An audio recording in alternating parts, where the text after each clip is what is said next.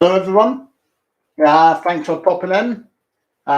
Just great news: the channel has now got over 1,000 subscribers. So, for all of these people that are new members here, just like to say thanks for joining. Just give you an idea of the sort of who I am. Basically, it's not just about putting the videos up there that I've done on the channel. Actually, I've written 4 on the buses books. So, if I just give you a show of what those are. So this was the first book that I wrote. This was the first book out about on the buses, the complete story. That came out in 2009. I then wrote a quiz book, which unfortunately I haven't got a book to show you what it looks like. That came out in about 2010 or 11. And then came the A to Z of On the Buses. That came out in 2011. And then came the book that's sort of this that goes into the locations, which is the locations book. That came out in May 2016. And so that's basically, I also organise an annual On the Buses event that's been going down in Boreham Wood. We get celebrities there of the year. That's been off the last 2 years because of COVID situation. We haven't had one this year or last year. And also organise walking tours of the filming locations and run a Facebook group. The t-shirt that was just bought off eBay or something like that. The eBay I got the t-shirt from. So thanks to everyone for joining. I've had a couple of messages up from a Chris. I don't know. I can't seem to figure out a way to answer the questions. I've already been posted up on the side there. It just says, hi, thanks for the videos you created. It was wonderful to see how much the locations changed. Do you have any plans to release more such videos? Well, there are other videos of all 7 series of the filming locations. If you look for them on the channel, they are there already. I will be adding more videos over time when I go to locations and photograph them. So I'll be putting videos up of those. Hopefully some of those will be going up in September when I've got a walking tour going on down in Boreham Woods, which people are willing to attend if they want. They can email me and ask about tickets. That's down in Boreham Woods where the films were made. And he also asks if I've been able to provide would I be able to provide GPS coordinates for some of the street locations? So you can view them on Google Maps Street View. There are videos that I've got on here already that I go around and show people the virtual tours. I've done that, I think, when the lockdown was on. And it was a virtual tour using Google Street Maps. So you can refer to them to see where they are on Google Street Maps. Okay, Mike, all night, Mike. Nice to see you here. Any of the cast? Yeah, I've met about maybe through the events that I organise and through writing up my books. I've also I've written about, I've met about maybe upwards of around about 50 people that have been on the buses. Anna Karen, Andrea Lawrence, Kate Williams. I could go right through them all, but there's so many. There's also a lot that works behind the cameras, the writers, producer, some runners that worked on the film. So there's a lot of people that I've met. It's probably around about the 50 mark, I'd say, Mike. Shop to add, how many days did it take to film an episode of On the Buses? The schedule of it normally worked like this. The Monday, the cast would get the scripts for the episodes, so that would be like them rehearsing and learning the scripts. Location shooting would normally take place on the Tuesday or Wednesday of the week. Then they would do a rehearsal at the studios, or obviously the location, the studio shooting. That would be done on the Friday, and they would do the final recording of the episode on the Friday evening. So it'll probably take about 5 days, I would say, in total for it all, if you see what I mean.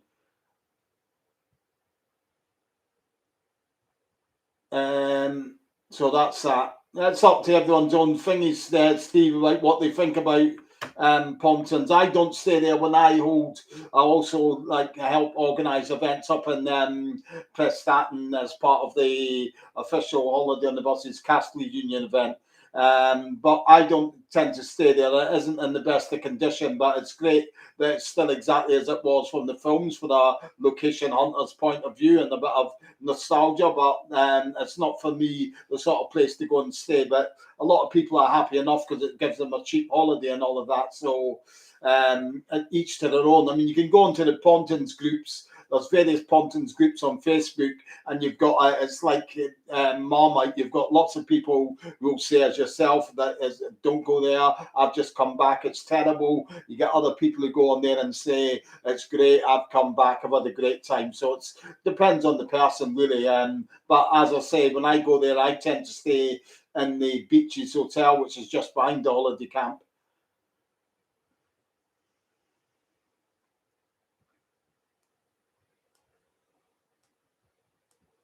Where the main cast on a salary or paid per episode. They tend to have been, the main cast would have been paid for our series, as I see it. And obviously the highest paid would have been Reg. Probably he would have been on maybe something like about like the average episodes later on tended to be about 13 episodes, and I would imagine he got something up to around about £1,000 for a series, which, and if you consider a series only ran for 2-3 months and you're getting £1,000 or more for that, for that length of work, then you're talking about the 1970s here. That's a heck of a lot of money, if you see what I mean.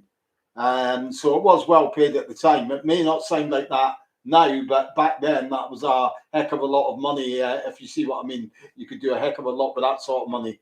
The films, again, Reg would have been the highest paid because he was the star of the show. Then it would have been Doris because she was the most established of the rest of the cast. And then it probably would have been Bob and Stephen and Michael and Anna Karen. Yeah, that's what I'm saying. It was a lot of money in the 70s for the, what, about 13 weeks is about, yeah, that's right, Rob. There was a US version equivalent to the show. That was called Lots of Luck. Dom DeLees was in it. Ronnie Wolf and Ronnie Chesney. That's why if you watch, or everyone here who watches a lot of On the Buses, obviously they all know Ronnie Wolf and Ronnie Chesney as the creators of On the Buses, and they wrote the scripts up until the last few episodes of Series 5. That was at that time that they went over to, what do you call it? Now, forget the Fourth Doctor, and all due respect, Real Streets is nothing compared to what I've got. I own the biggest database of On the Buses film locations in the world. And Real Slates don't even come near to what I've got on my database, and that's not just bragging; that's a fact. But going back to you, Rob, about Lots of Luck. Lots of Luck is it didn't. It was based on the buses, but it was based in a depot. But obviously, it didn't have the element of the buses in it because they had the character of Stan. He worked in the lost property department at a bus depot, so you never really had the banter with the inspector and all of that sort of thing. So it was different. From the and obviously a lot of people say it's rubbish, it's nothing like On the Buses, but what a lot of people don't understand is a lot of the On the Buses, a lot of the American adaptations of British comedies, they're made to appeal to American audiences. They're not going to be like the British versions because the American sense of humour and what makes them laugh is far different to what makes British people laugh, if you see what I mean. So that's why it's totally different from the British versions. Yeah, I knew that Reg was, that's quite commonplace, Spectre, that Reg was the first person to use it. That was up in Enfield near to where he lived. Hi, Lady Suda. Yeah, so that's quite commonplace about that one. I'm not really a propped collector, Mike, but if I was, If I was, just let me think about that.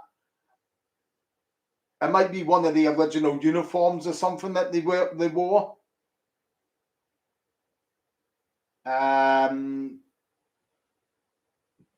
Or maybe a ticket machine, something like that, Mike, I would say. Yeah, all right, Fourth Doctor, but as I say, there's not like what you can find on there's what I'm saying is that real streets in terms of if you're talking just purely about on the buses, it's why bother when there's far more that I've got that real streets hasn't got, if you know what I mean. Obviously real streets, if you're looking in general for things in general, filming locations in general, then yeah, it's a good place to go to because it covers all the films, a lot of the other films, like a lot of TV stuff in terms of across the board. But in terms of me, where I just concentrate on the buses, there's more on the buses, much more on the buses content by me than what there is on real streets, if you see what I mean. But yeah, if you're talking about real streets in terms of you're wanting a filming location for, I don't know, the Sweeney or maybe Carry On film, then by all means hunt it down. Oh yeah, Ben, that's definitely the case. I mean, it's funny because of a lot of the on the buses they frowned upon London. The London Transport didn't want anything to do with on the buses. That's who originally producer Stuart Allen was charged with getting a hold of our use of fleet of buses and the bus depot for filming. He initially went to, I think it was Willesden Depot and London Transport's Willesden Depot near the Wembley Studios where LWT were based. But London Transport didn't want to be involved. They said that it would make the bus drivers look lazy and uncooperative and all of that. It would harm their image. But they soon changed their mind when on the buses became a massive success. And they actually wrote to the writers and said, "Can we be involved in the film? We'll give you our supply of buses and stuff like that," which the writers actually framed up on the walls. But in terms of the what you're saying there, that's a true point as well about an increase in bus driver jobs.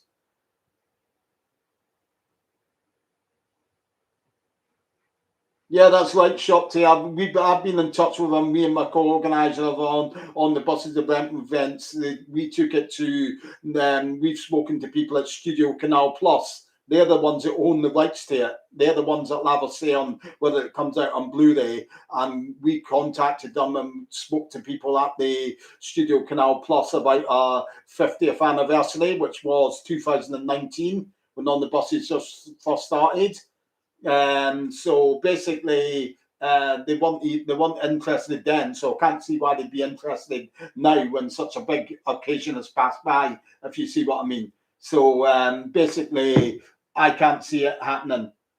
Part of the reason might be they just not long ago, maybe like 3-4 years ago, they brought out the new white film box set release, and they maybe think that it's too soon after that to bring out another release again. That might be our reason for it. That's a shame, really, because if there was a Blu-ray release, in my opinion, there should be extras on them. Maybe even try and do commentaries on them, because every other big film has got such things like that. There are people around that could contribute to those commentaries, like Anna Karen's still around, Kate Williams. I'm sure if they contacted people like that, they'd be willing to sit in and do a commentary on them, if you see what I mean. But time's running out for that to happen, if you see what I mean, for obvious reasons. Like Spectre, the reason why in the first series that there was a different mum for on the buses, originally when on the buses, when they were obviously casting for on the buses, they wanted Doris Hare. They always wanted Doris Hare for the part of mum. Reg Varney spotted her in a stage show that he went to with Ronnie Wolf, Ronnie Chesney, and he says, "That's my mum." And they moved heaven and earth to get Doris Hare on board from the first series. Stuart Allen went to a flat in Putney, at Putney Bridge, where she lived at the time, after the part of Doris, of Mum, and she said, I'd love to take it, but I'm out of the country at that time. She was married to a phrenologist, a doctor who specialised in head injuries and all of that. They were out already booked to be out in a conference over in South America, I think it was Mexico or something. So the filming dates couldn't be changed, so they had to get another mum in, which was Sisley Courtenage. Obviously, they didn't know how big On the Buses was going to be then. They might have only have ran for the one series, but once it was a success and it took off and a second series got commissioned, then Doris was available for the second series, and she came in for the second series onwards. Hope that answers your question. Favorite character? My favorite character, Lady Suda, was Arthur. I just loved Michael Robbins' wonderful dry one-line deliveries and his expressions the facial expressions that he could pull as well were really great. Cheers, Nicholas. Yeah, that's great. Getting 1K subs, it certainly is. Well,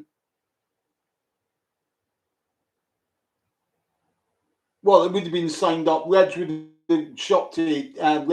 have signed up for them series by series, as they all would have done, if you see what I mean. So Reg would have been signed up for series as series went on, obviously. Now, when it got to the end of series 6, I would imagine as well as the way that they all had to have medicals before they signed up for the series. And obviously, Reg was told then he needed to rest at the end of series 6. It was said he either rested or they've risked a fatal heart attack. So when he signed the contract for series 7, there would only have been half a series that he signed up for, because he took the time out at the end of series 7 for his rest. The doctor said, if you don't rest, you risk a fatal heart attack, because Reg had a bad heart. He had a heart attack in 1966, I think it was, and he had been working virtually flat out on the buses and other projects from 1967 right up to the end of the beginning of 1973. So that was obviously a big toll on him as well. They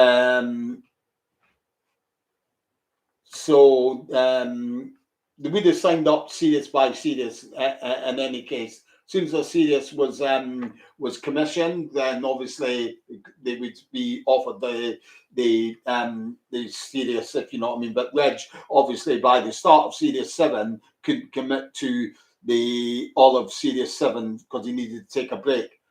The options that were on the table for Reg was he either done all of series 7 and missed Holiday on the Buses, or he had done half of series 7, took a break, and then came back for Holiday on the Buses, which is what he did. So that incorporated his break in there.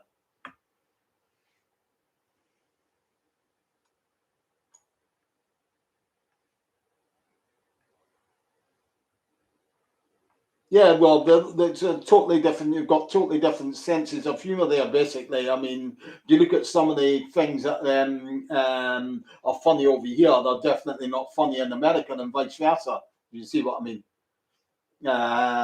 Just a different brand of comedy appeals to different people. So obviously, the American versions, they'll tweak and adapt them to make them appeal to the British versions.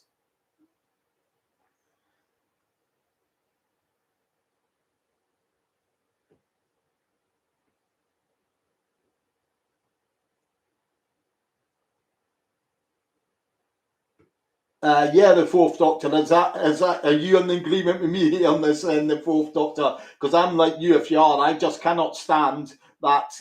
That's the spoof that. I mean, I don't mind Paul Whitehouse in general. I think he's decent, but I mean, I cannot stand that spoof. If that's what you're saying, the Fourth Doctor, I'm with you 100% of the way, because I just cannot stand that spoof.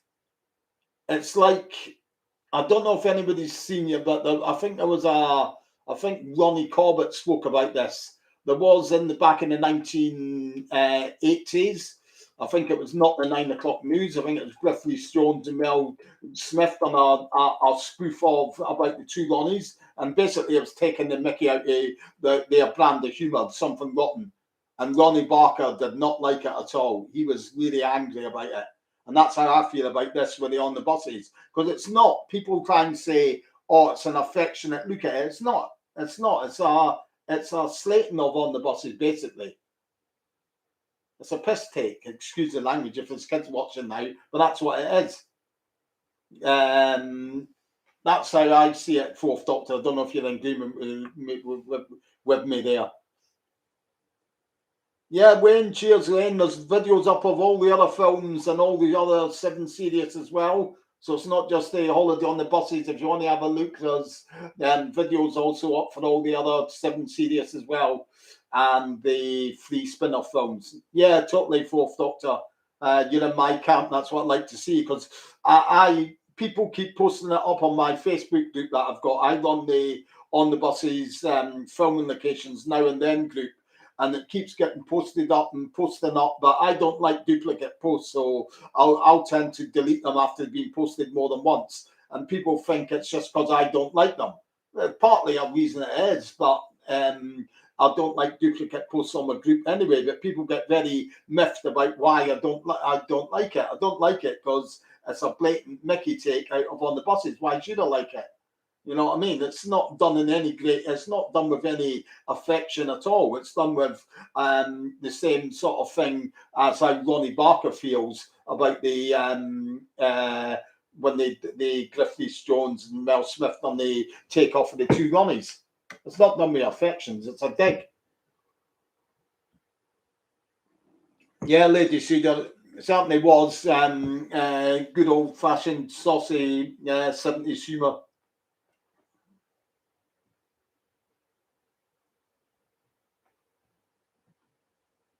Well, it's still a lovely place to visit anyway, Jonathan.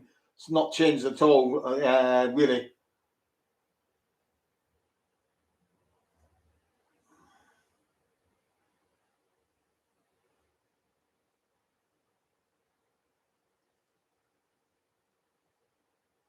If you mean shop to the filming locations out on, if you're talking about the ones filmed on location, i.e. out with the studios, then I would imagine, more than likely have been done in the morning for quieter roads. And there's one or two scenes. There's one scene you may remember from the used combination. When the bus pulls up, a bus, you see Arthur's waiting for the bus to come along so that they can drop off tools for him to fix his motorbike with. And you see a milk float going past. So that tells us straight away, with a milk float going past, that would have been during the morning. I think it would have been in the morning because the roads were quieter then. Would have made easier access for the bus to go along streets and all that. So definitely the mornings. But when they done the filming for the studio scenes, they were all done in the evening time at LWT Studios.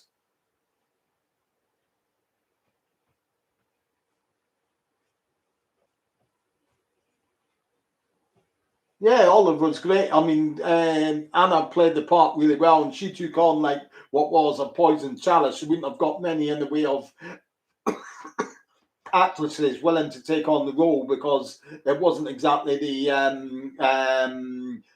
type of role that wasn't a glamorous role in any shape or form. Really, it was really, she played the part of a downtrodden woman, really, and played it really well, as you say. And you could see throughout she gradually blossomed into a funnier and funnier character. Obviously, as the writers got to know how to use her better. I mean, if you watch the first series, she doesn't really have a lot of dialogue.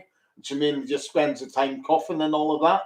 But obviously, that's because the writers hadn't ever really worked with Anna before, so they didn't really know how to use the character. But once they got to know her strengths and how they could use her in the situation and her comedic value, then she certainly blossomed as the series went on into series 2, 3, 4, and onwards after that, if you see what I mean.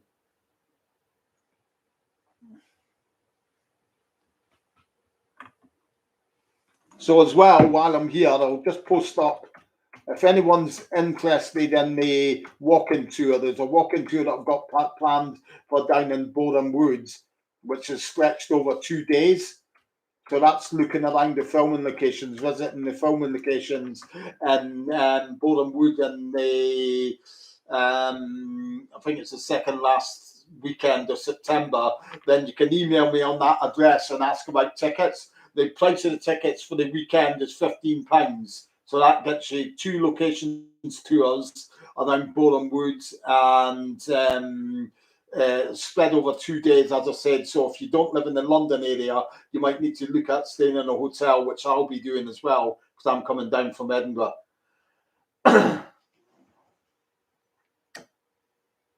Well, that's what you're saying there, the Fourth Doctor. That's exactly the reason why the BBC wouldn't take it. The BBC were more into upper class comedies. Originally, Ronnie Wolf and Ronnie Chesley, because he had written The Rag Trade and was a big success on the BBC, and Beggar My Neighbour was as well, a reasonably big success. They thought that we'd want on the buses as well, but it was a working class thing.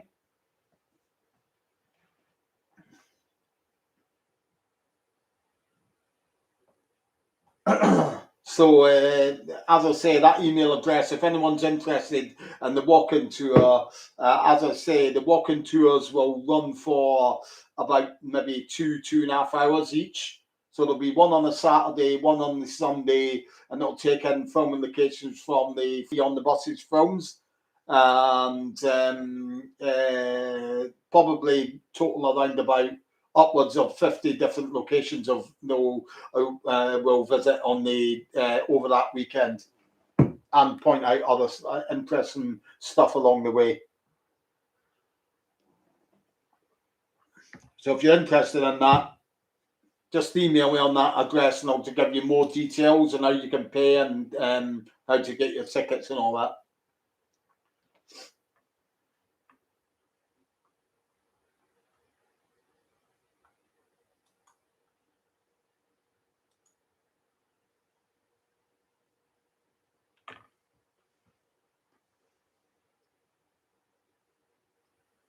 Yeah, the Steptoe & Son was before on the buses. Steptoe & Son started in 1962.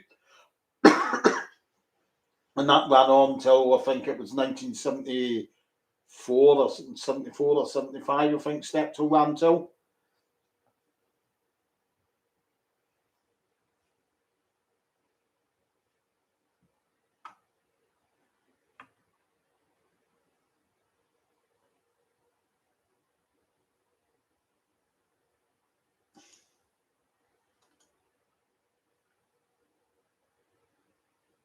It was, but I think I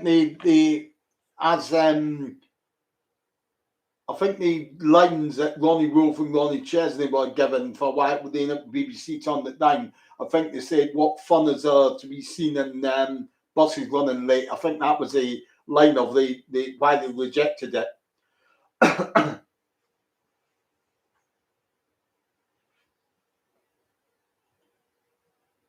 Nah, I wouldn't say that. The reason he left, that might be on secondary or thirdly reason, but the reason he left was because, like Bob Grant was as well, he loved his stage roles more than anything, if you know what I mean. So if you think about it,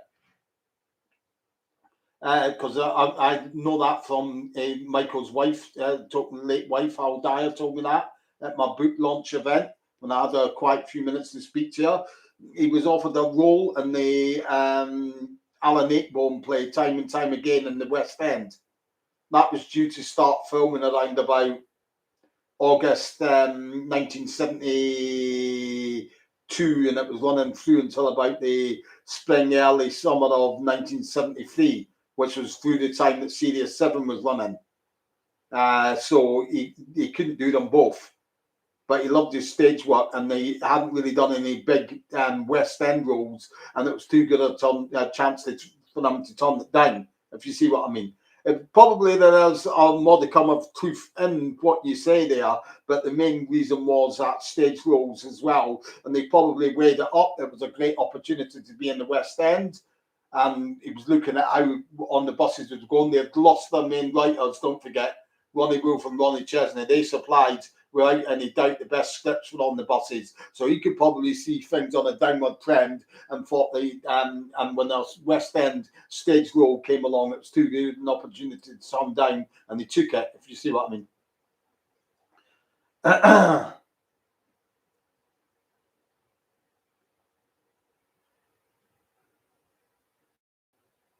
No, I don't think so. He got on really. They had a really good banter with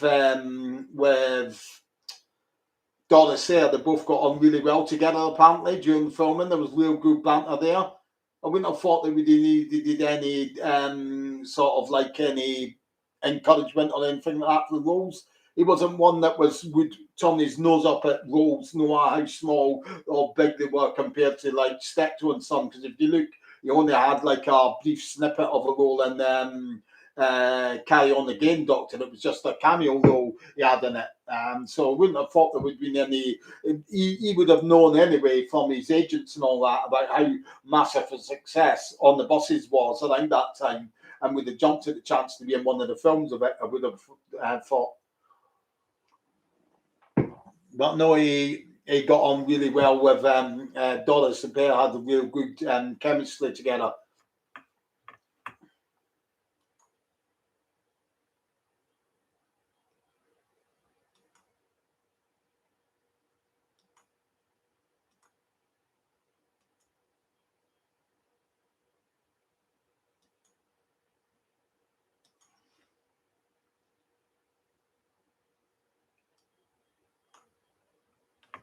Okay, so keep your questions coming in. If you want to ask any questions about the locations, I posted up. Well, I'll go over a few things now while I'm waiting for more questions to go up about comments that have gone up on the videos. Like I know somebody was adamant that they filmed the films at the BBC studios in Boreham Wood. That's just not the case. That's definitely not the case. They filmed it at the Elstree studios, part of which is still there today. The back lot of where they filmed the films, which I'll point out on my walking tours, has been demolished. Half of the Elstree studios sets were demolished in the mid 1980s. Yeah, they filmed in Enfield as well, mainly in Series 2 and 3. They done Enfield locations. They done Enfield locations in Series 1 as well. But as I was saying, where they filmed all the On the Buses films was the Elstree studios that are there today.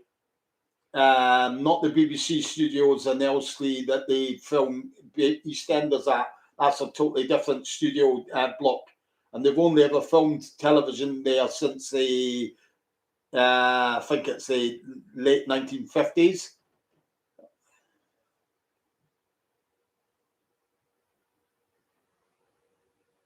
No, Anthony, they didn't. The story behind that is, as it goes, they talk about the full film was done amongst your Hammer sort of like bigwigs. The top dogs at Hammer were talking about the possibility of a full film. It was never put to the writers to write and supply another script. So it was only the idea was only kicked around in the sort of like the offices at Hammer, and went no further than that.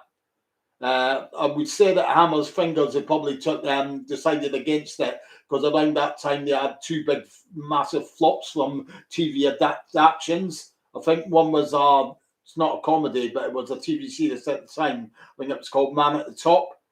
That was made into a film, and it was it bombed massively at the studios. And there was another film as well. I'm not sure if it's Not Now, Darling, or something like that. Anyway, there was another film that was adapted, or That's Your Funeral, it might have been, I'm not too sure. But there was another film as well that Hammer done that was a TV adaptation, and it bombed. So that probably scared them off doing our Fourth on the Buses film.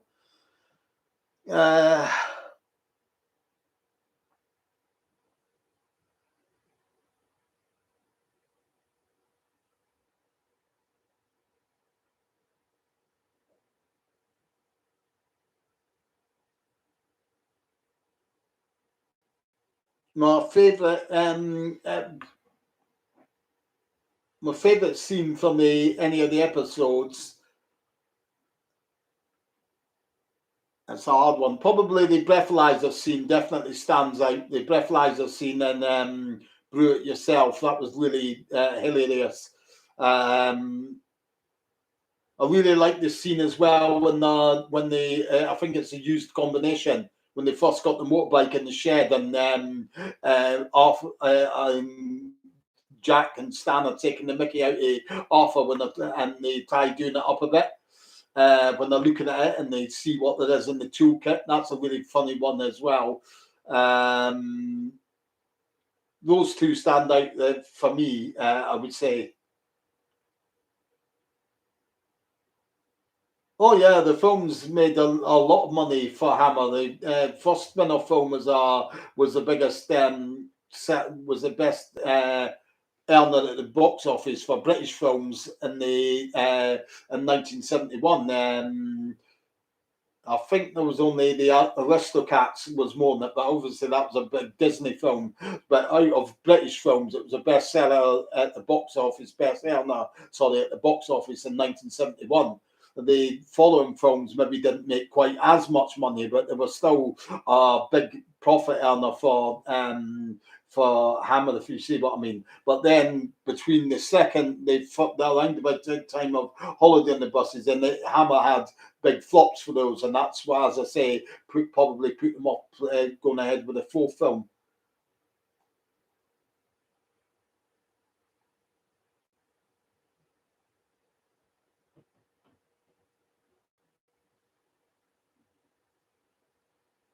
Now, Jack wasn't staying at Reggie's house as a lodger.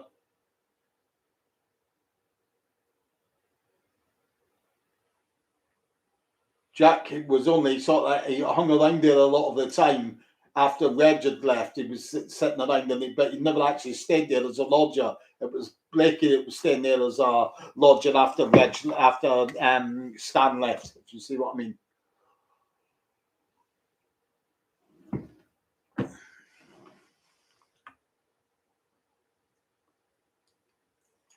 So if you've got any questions about my walking tour or anything like that, or anything to do with the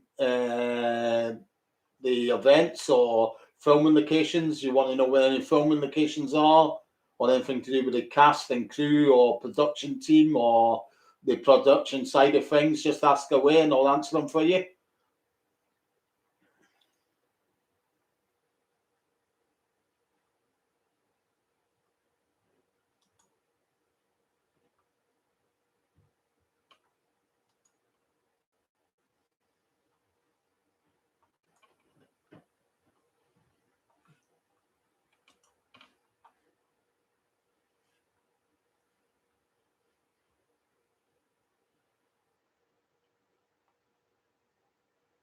No, I think that's the carpet he's on about, Rob. I think you're Rob. I think you're thinking about the carpet when he says, "Oh, I do believe this carpet needs another scrub." And that was just a few seconds before Olive comes in. He says to Arthur, "Oh, that'll do it," and he's about to give up on it. And then Olive comes and says, and Olive comes along and they say, "She come into bed now." He goes, "Oh no, I believe the carpet needs another scrub." Just after they had told Stan that would do it.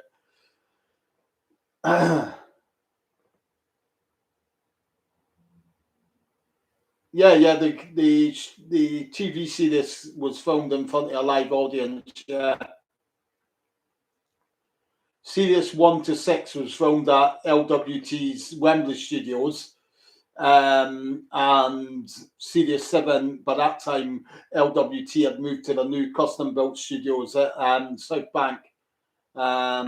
So Series 1 to 6, LWT, That's why you'll find that a lot of the all of the episodes in Series 6 on location was North London based.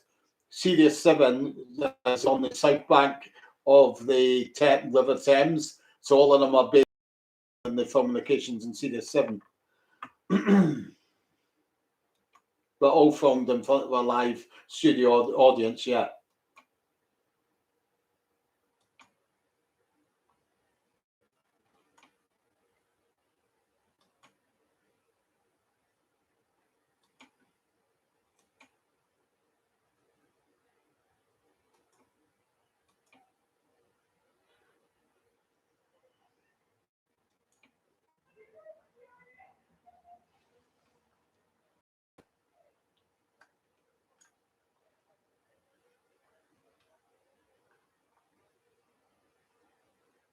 I am trying to find I've got, like, obviously there's one up on the channel already, a Bob Grant interview. I've got a second Bob Grant interview I did have somewhere, but I'm trying to find where it is on a memory stick or SD card, but I just can't find it anywhere, which is really frustrating. A lot of what is said in it, it does feature in my A to Z book here. It features in it, but it'd be good to get it up on the YouTube channel. I'll continue looking for it, and hopefully I will find it. It was a interview done with Hospital Radio in Clyde in Kirkcaldy. Can't remember what the radio station was again called. But it was done around about the early 1980s.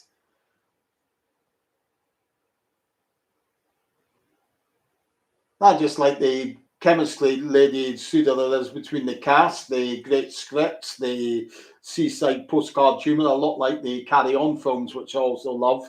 And the non-PC element of it. That's all the sort of things that I love about it. And the great acting as well, obviously. The great cast that they had together.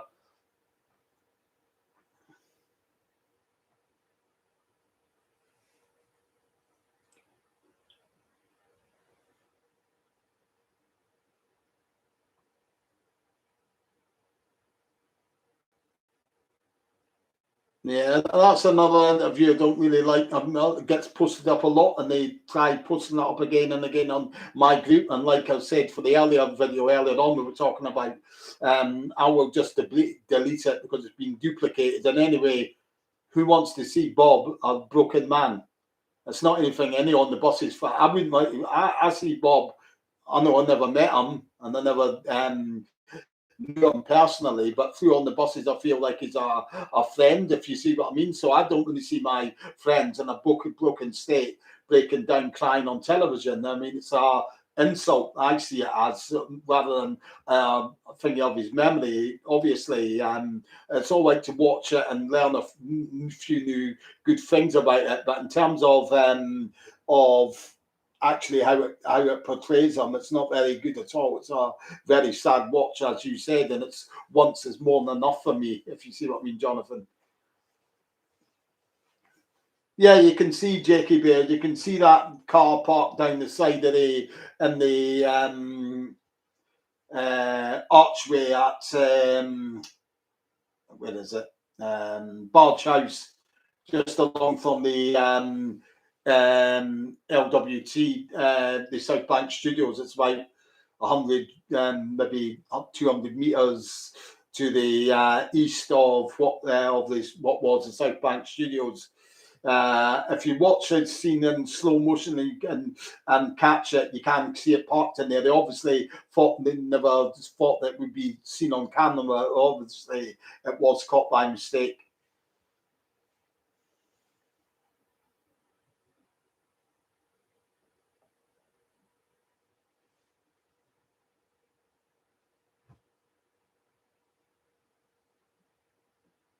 Yeah, that's up on here, Rob. That interview of on the Isle of Wight. That was by John Hammond.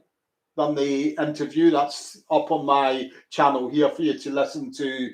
I got that given to me because I've done an interview when I was promoting one of my books. if you see what I mean. And he gave me that interview with Bob Grant, and that was the same with the other interview. I was promoting a book with Radio Leaf, was it, or something, and that disc jockey had worked for that Kirkcaldy radio station and done an interview with Bob Grant and gave me the interview as well, but I just cannot find that second one, which is really frustrating.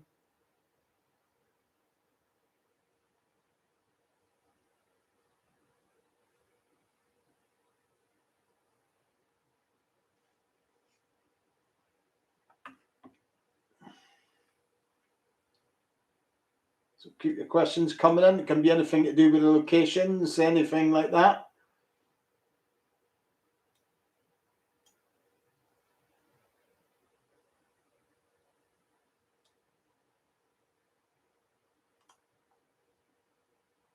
And another thing that sort of like surfaces a lot about Bob, when we're talking about Bob, and you might have seen it on one of the other videos that I've done from a while back on here, but I'll stipulate it again.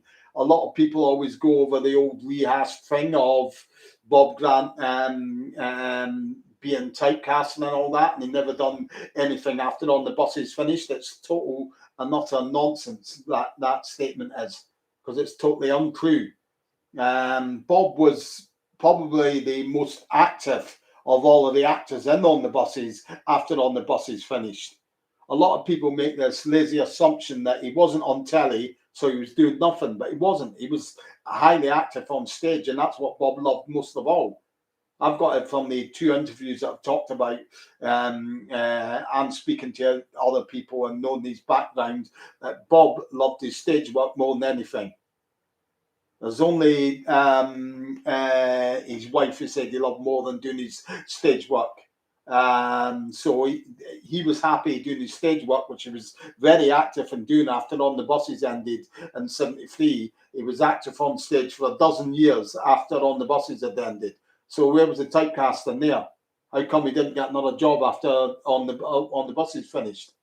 He was active up until the mid to late 1985 when he had his breakdown, because these stage roles started to dry up, and that's what affected him, was the fact that what he loved most was being taken away from him, which was his stage work. That's what caused his breakdown. Nothing to do with being typecast or anything like that and not having any work. He worked copiously for a dozen years after On the Buses finished. He was far more active than Reg Varney ever was, far more active, I would say, than even Stephen Lewis and Doris Sayre and Anna Karen, if you see what I mean. So he was the most active out of all the main cast of On the Buses. It's just that he was always active on stage, not on TV. But people make this assumption because a lot of people are armchair fans in terms of they don't go to the theatre all that much at all, and they just watch telly. If they don't see anybody appearing on telly, they automatically assume they're out of work, which is just not true.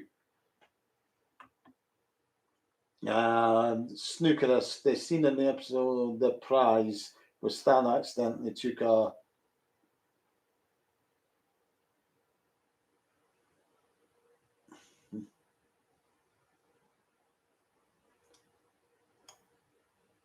No, there wasn't, Stuart. They done a US, but I mean a Canadian spin-off in the mid 1980s, which had Doris, Michael, and Anna, and it was called On the Buses Our New Life, where they were moved to Canada or something like that. So it wasn't exactly a On the Buses thing. It was just like more of a spin-off than anything else. They did do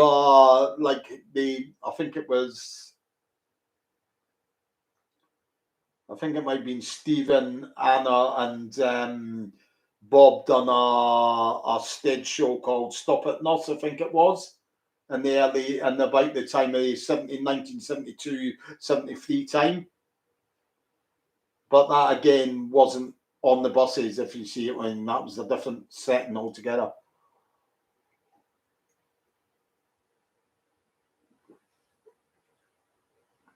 No, how it worked, Jonathan. Yeah, Holiday on the Buses was the absolute last of um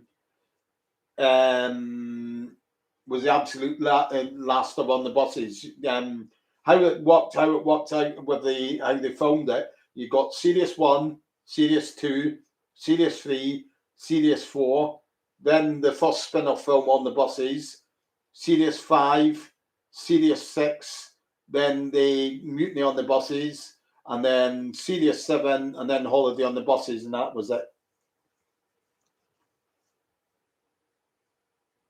Nah, that isn't. That was just there's maybe about 15 minutes of footage that Ronnie Wolf recorded on a handheld camcorder, I think, or something, cine camera, and but that's it for that stage show that was Canada, set in Canada, and well, it wasn't. It was actually over in Canada that he actually done it on stage over in Canada.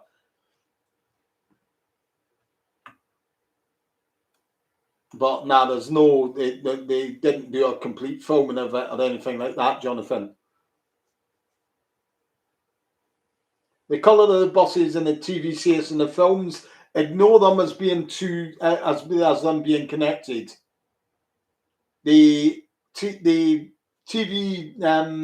series was owned by LWT. They owned the rights to the TV series and Luxton Bus District Bus Company and all of that. But what LWT didn't do, they never wrote anything into the contracts about spin-off films, which was their big mistake because obviously they missed out on 3 blockbuster sort of potential blockbuster films for that they would have got the income from. So when Bernard Delfont, who was like the impresario of Hammer, came calling, phoned up the writers and said, who owns the rights? Because they were looking to do TV spin-off films at that time, Hammer. And they phoned up Ronnie Wolf, Ronnie Chesney, asked them who had the rights to On the Buses. Ronnie Wolf and Ron Chesney looked at each other, and Ronnie Wolf said on the phone, I suppose we do. So Hammer right away got involved with the films, but the films then they couldn't have Luxon and District because that was owned by LWT. LWT were Mighty Myth, they had missed out on being involved in the films, so they couldn't have the same bus company because that was owned by LWT within a blatant flagrant copyright infringement. So they had to have the films as standalone. So they had to invent a new bus company, which was Town and District, hence the different coloured buses as well, and the different type of buses that they used, just so that there was no danger of them being confused as ripping off the copyright of the TV series, if you see what I mean. That's why there's a different storyline there in the films, where you've got Little Arthur's in the films, but not in the TV series. That's because that's got its own timeline, and the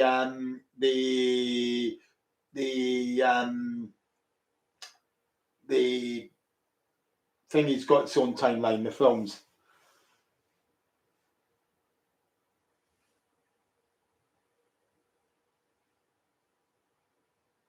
Nah, no tension. I've said before, Jonathan, why Arthur left. Michael Robbins left because he wanted to be in the. He was offered a big role in the stage show.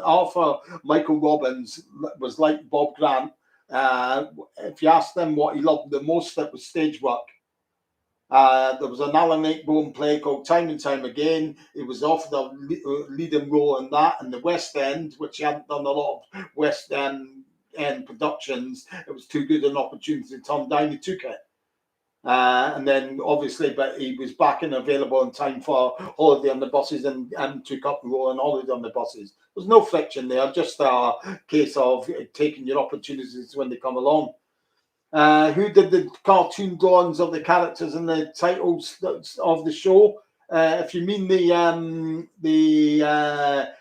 early series, like series 2, 3, 4, 5, and 6, that was would have been Terry Griffiths, not the snooker player, but Terry Griffiths in that, I think, is the same man that done the actual LWT logo that you see that they've come to know. I think it's called the River logo. But thereafter it was Tony. Yeah, so the earlier series was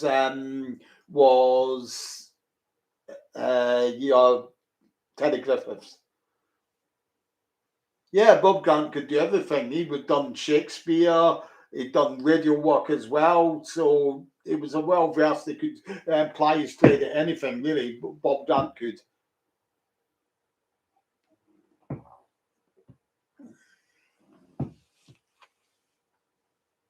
Yeah, and they're still ticking along fine. Obviously, she's into her 80s now. Hopefully, she'll be at an event that is being organised down in Borehamwood in November. I think Kate Williams is going to be there. We're hoping to get Adam Rhodes there as well, who played Little Arthur, and another guest that might be Sandra Blythe.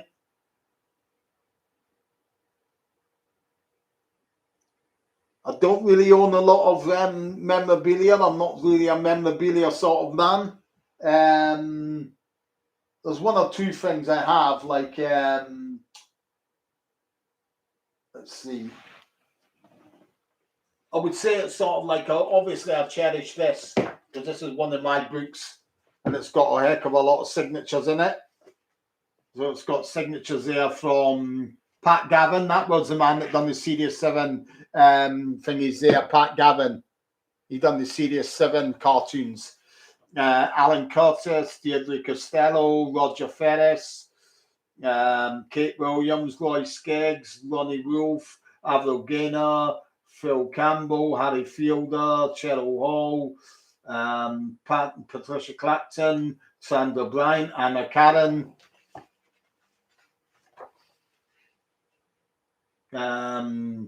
Nina West, John Lyons, Adam Rhodes. So there's a heck of a lot, and there's more inside as well. So I would say probably this for the amount of signatures in it.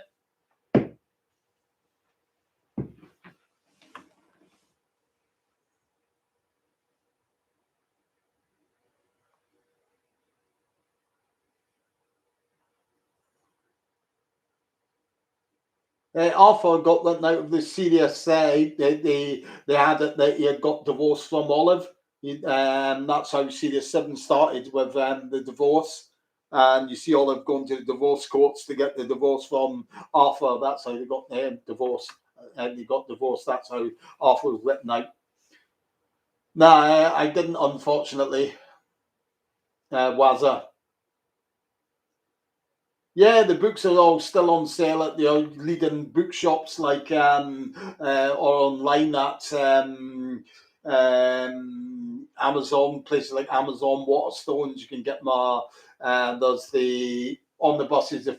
This book's now only out and it's a paperback and it's a green cover. But if you look out for the name of it, On the Bus is a complete story. You'll still see it on there, but it's in a slightly smaller version. But it's exactly the same book, but it's just not hardback. This is a hardback book. The quiz book's there as well. This book's on there as well, on A to Z of On the Buses.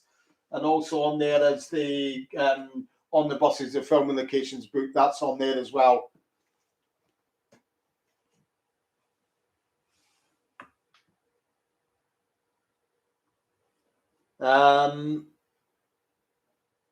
Sure, no, definitely not.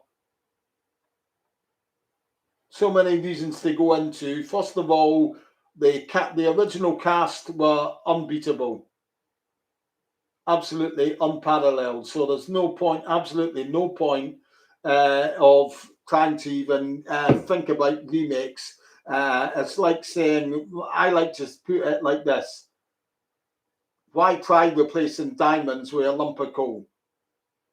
That's the way to look at it. And you wouldn't be able to do it today anyway, because if you look at the setups you've got, you don't have conductors on buses anymore. You don't have ticket inspectors.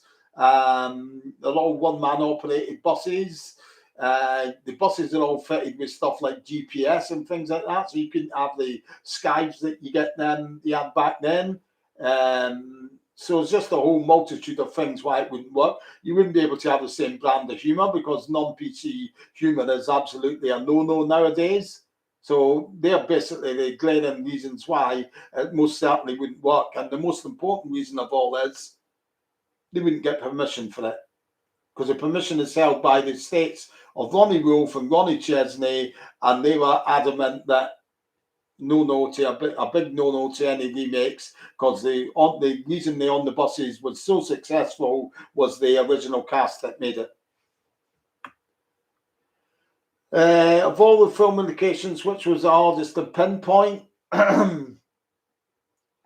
Probably one in Series 7. I looked long and hard for that, and over time, and that was the one, the terminus that they pull into when Olive's quoting the rule book, and they all get out, and they go to leave the bus, and she starts saying, "Oh, you can't leave the bus, rule such and such." That's in like the Princes area, which is an area of Lambeth in South London. Finally found that after looking for it for so long. I honestly thought that it maybe had been demolished and that area was quite different, but managed to find it. It was so difficult to pinpoint as well, because a lot of the times finding locations, a big help to finding those locations was the using things like Google Maps and Google Street View. But the problem here is that location there that I'm talking about, it was so hard to find. It's no longer a through street like it was when they filmed that episode. It's been pedestrianised. So Google Street View doesn't allow you to look up that road anymore. So you don't get a view to see what it's like up there. So you automatically, you don't have an idea what that looks like up there. I managed, it looked familiar on nearby streets, but there was no way that I could prove it until I done a Google check on the big sort of like the precinct area is called something estate. And if you look at that on the estate agents shots, you actually get photographs of what it looks like outside, and that helped me clarify it as the location.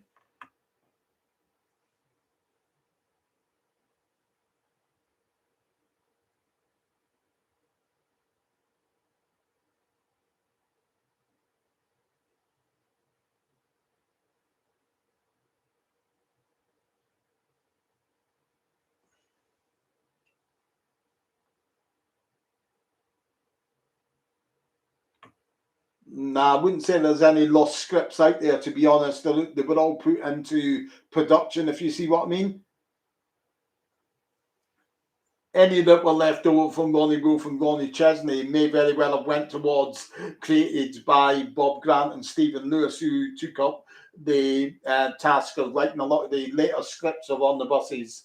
So they might have sort of like got ideas from Ronnie Wolf and Ronnie Chesney and adapted them into their own episodes, if you see what I mean.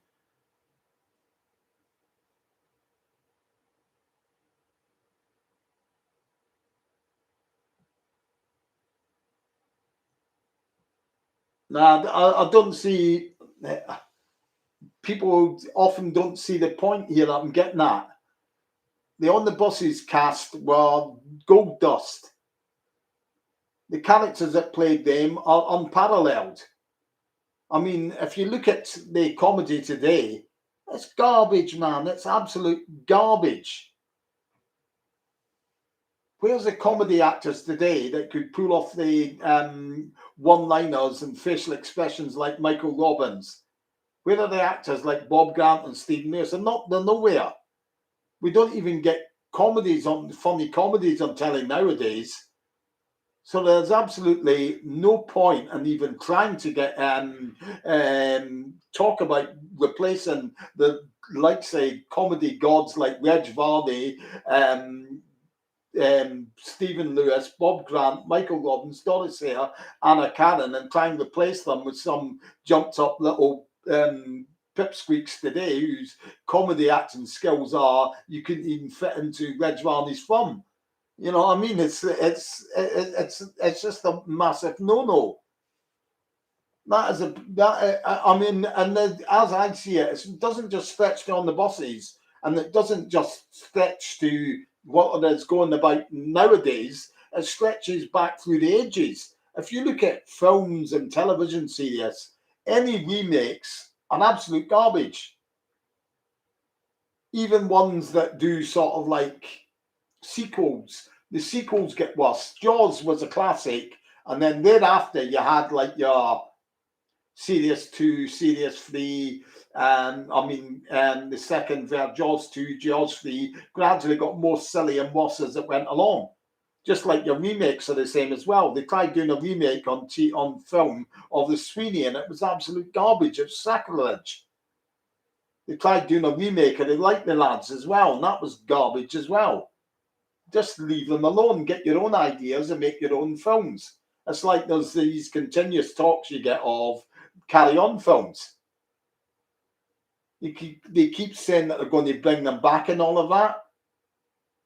It's just not on. It's a big no-no, because the humour is going to be different. They say that when they were supposedly close to getting the new carry-on films. They said there was going to be 2 new carry-on films, and the makers already admitted they were going to have to adapt the humour to it, because it is what they done back then isn't acceptable today. Well, simple, don't make the films then. Because when you start messing with the humour of those sorts of comedies, you're taking, what is the point? You're left with just the name, nothing else. That's the way that I see it, basically. I mean, that's my rant over. Somebody's got me wound up again tonight, but that was my take on it anyway. Enjoy the classics that we've got by the DVDs. They'll never fade, if you know what I mean, and just leave them to let them come up with ideas for their own new series. It can be done. I mean, one of my all-time favourite sitcoms just came along in the last few years, which is Still Game. I absolutely love Still Game. And that was all its original ideas that it came out with. It didn't have to go to stoop to trying to be a remake of something else.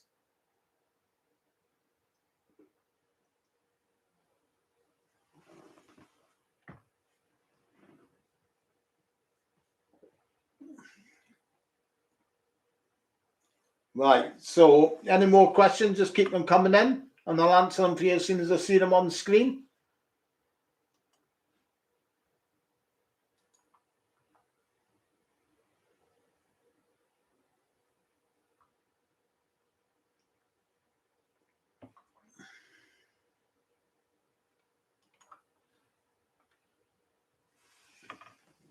Hi, Sparky. So, any questions? Can be anything to do with the cast, the crew, episodes, films. Hi, Ian.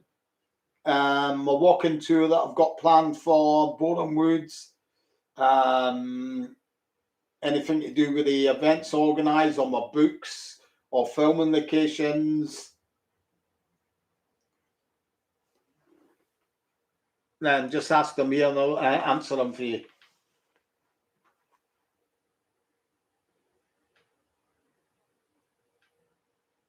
No, I don't mind answering. That's what I'm here to do, answer your questions.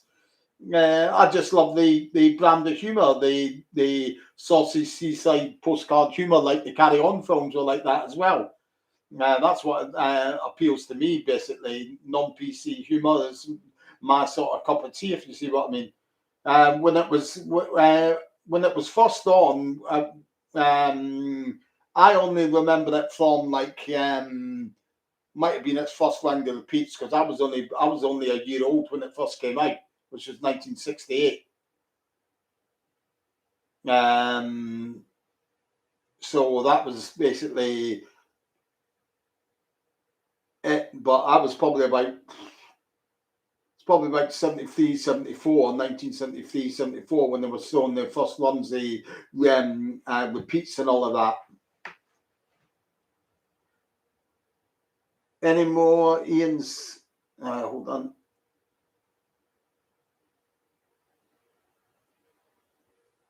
Let's see, Lady Suda, do you think on the buses has a certain charm?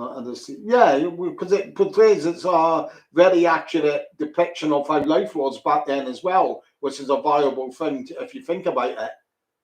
It's a real good look at life in the 1970s because it covered the union, the battle between the union and management that there was then that was very prevalent. It covered had an episode when it covered the decimalization and all of that. So it's sort of like it covers a lot of things that were pertinent around that time, the struggles that families had financially and all of that. So it's all covers a lot that was very accurate at that time as well. Any more buses film locations that you still haven't found yet? Nah, I would say that I have found them all now, all the film locations. The only one I think that there is here is, but I think that's been found now as well. Yeah, I think that one's been found. Yeah, so they've all been found apart from ones that are very difficult to prove, which is like Ian. If you remember the holiday on the buses, when they go to the storerooms to get the toilet and the paint. That was not at the holiday camp. That's been confirmed now, so you can rule that out being at Prestatyn at Ponton Sands. That was being filmed on the back lot at Elstree Studios. There's one or two areas that are still there now that it could have been, but there's no way of proving it because the studios won't allow you in to have a look around in those places because that's a big no-no, basically because of security. So it's unlikely to be able to prove that one way or the other, where those ones were, Ian, if you see what I mean.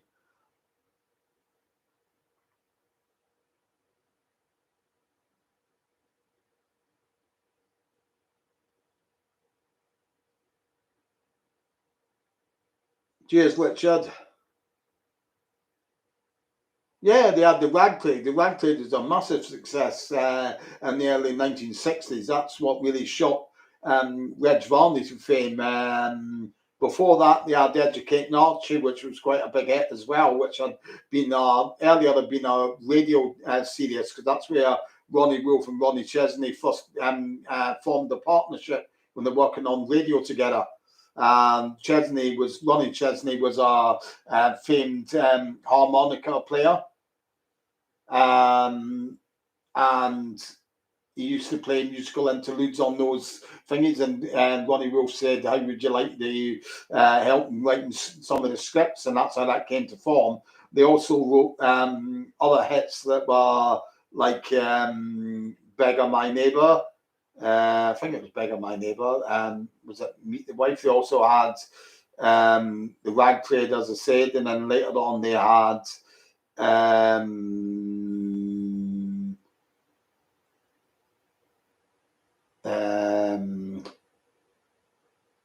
what's the Queenie Watson, Arthur Mullard, Yes, My Dear, and the spin-off of that. So they had quite a few hits.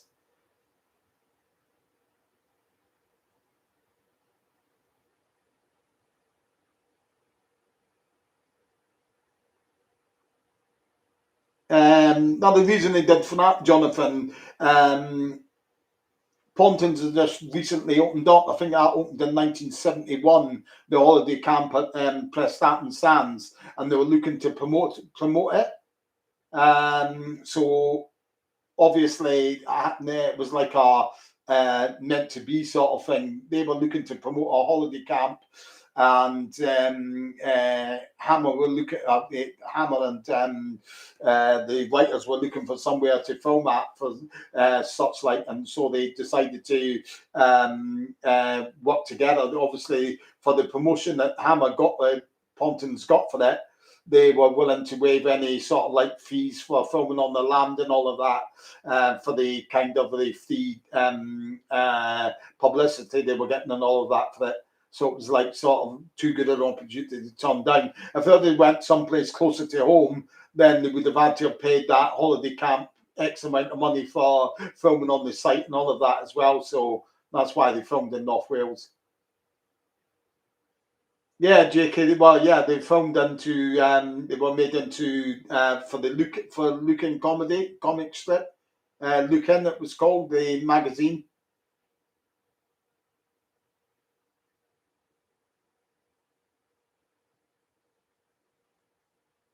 I don't know if they could have done anything better. Maybe um, to counteract sort of like the loss of likes of Reg and Michael Robbins, but of course that was near the end of the run of it then.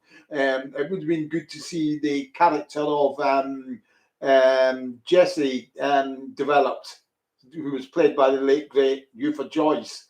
I think she would have been a very good character to develop, if you know what I mean. But it would be nice to see her maybe come in earlier in the series and give her the whole of Series 7 maybe to work with.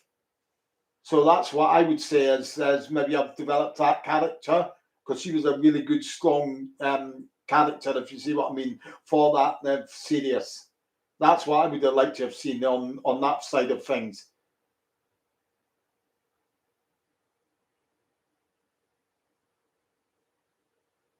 No, yeah, he was great at cops, and he also cops a lot the snookerist and the episode when he steps in the egg.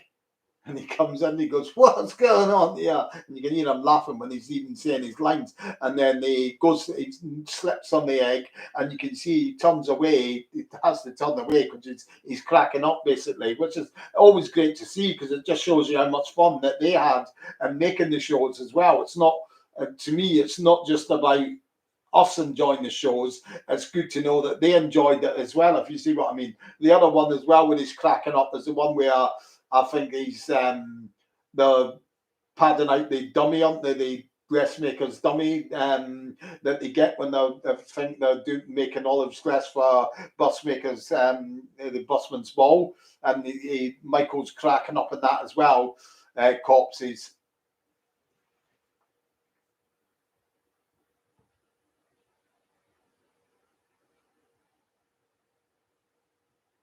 Nah, Rob, it was never confirmed for the simple reason it was like it's like the gag was the fact that it was unknown, that it was left to the viewers to make up their minds. So it was a master stroke by the writers, because then they could rehash it and use it in lots of different situations. If they had to come out the first time it was mentioned and said, "Oh, he's had a hernia," that would be the gag gone. But they were able to say, keep mentioning the operation and have Arthur saying, "Will you shut up about my operation and all of that?" And that's what made it funny, basically. So it was never stated what it was deliberately, so that the gag could be used in various situations, and it elongated the gag really throughout the run on the buses, which was great, really, how that worked.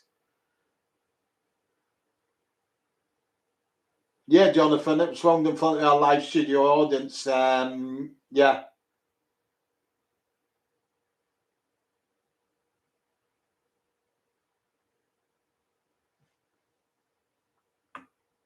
yeah, I just sadly, Lady Atsuda, I attended Stephen's funeral. I went to Stephen's funeral with Anna Karen. You may see one or two photographs, press photos taken from there.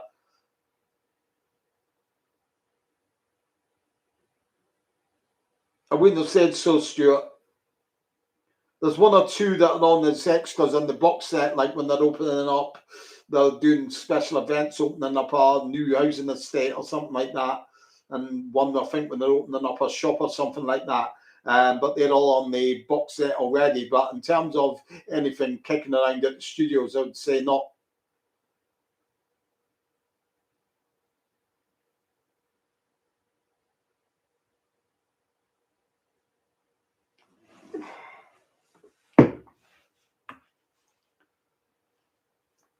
So keep your questions coming in.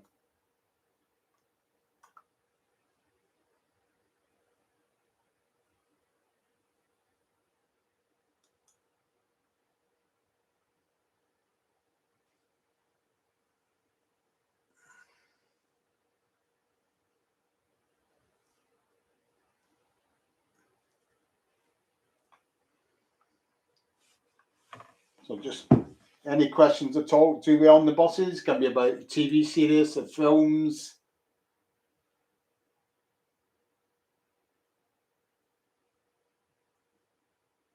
No, certainly not. I mean, she would have pulled out otherwise any time before that, if you see what I mean.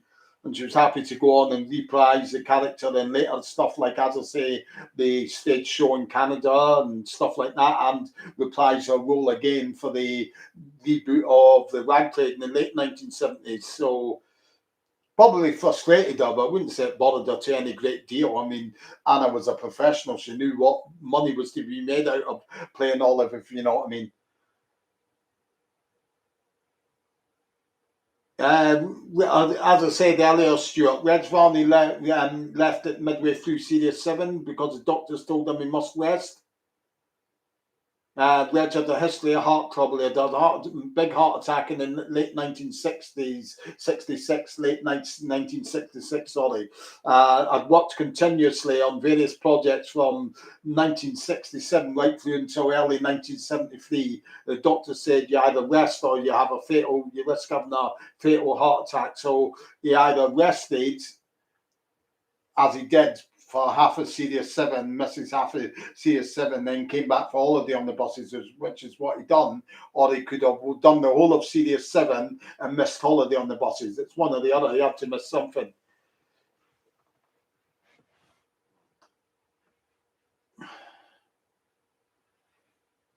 Yeah, Anna Karen was a model, yeah. Worked at the Panama Club and all that. Yes, definitely. She was padded out and dumbed down majorly for the part of Olive and on the buses.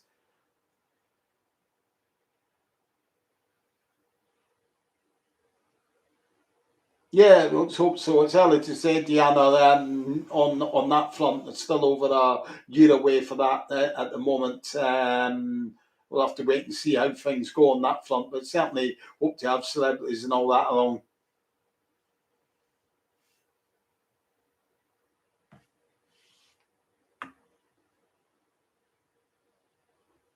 Oh yeah, Reg smoked in real life, yeah, obviously. Nice Scouse Alan.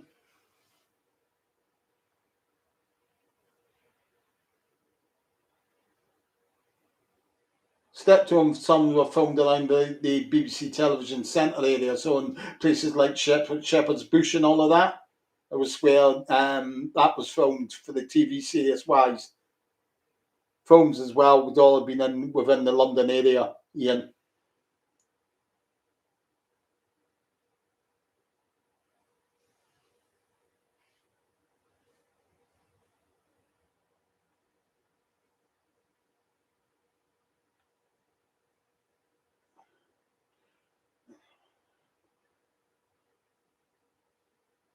Jonathan, only the only one of that is it was Blakey because they originally sent out scripts to there was an actor called Dudley Foster in the 1960s that they wanted for the role of Blakey, but they never heard anything back from him, so they had to cast elsewhere, which was the role went to Stephen Lewis. But that's the only one I would say out of that they hadn't. They had already had other people in mind for parts, if you know what I mean.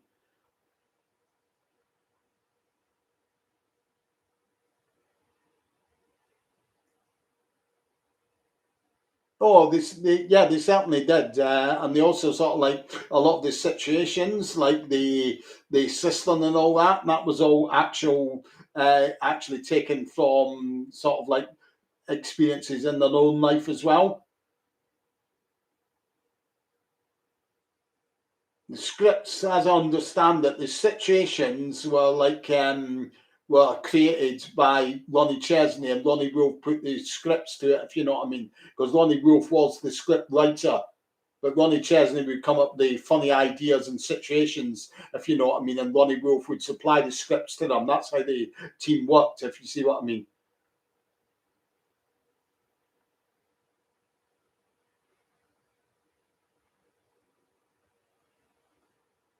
No, she didn't break her back. She can still walk about in short distances, but she uses mobility scooter to get around long distances now.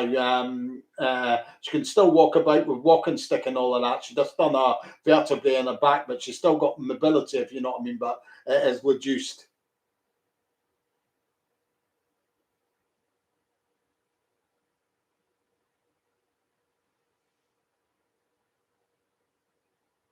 I wasn't really a great fan of it. I've seen worse sitcoms, but to me, for my for me, the comedies for me that I find that I really enjoy are ones with good, a large base of strong comedy characters, and all it was in that basically was Stephen Lewis and Don't Drink the Water. So I think that's why it falls down. And the premise is a bit drab, just set around the flat and Spain and all of that. So that's the reason why for me it fell short. If you see what I mean.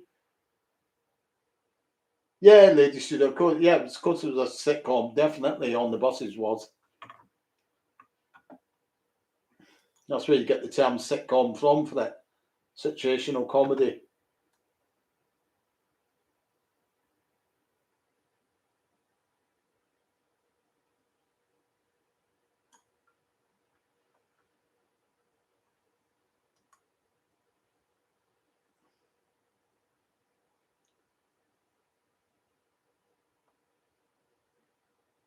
So keep the questions coming in. Any questions about film locations, the cast, the crew, the event I've got organised in coming up in the end of September? Just ask away. They'll probably get hold on to that. You'll probably get something in the coming times, though. Hopefully, Scouse Allen.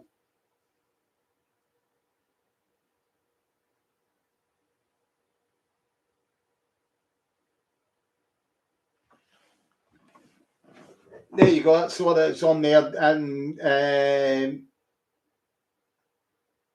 it's a walking tour, Scouse Allen. So basically, I'll be doing over 2 days at the end of September, a Saturday and a Sunday down in Boreham Wood, where they filmed the films. I'll be going around filming locations on 2 days. So it'll be visiting the likes of about 50, something over 50 filming locations in Boreham Wood on a walking tour, taking you onto the old backlot of Elstree Studios, which was old backlot, but it's not anymore. It's a Tesco's there now, and they point out the filming locations around there and everything.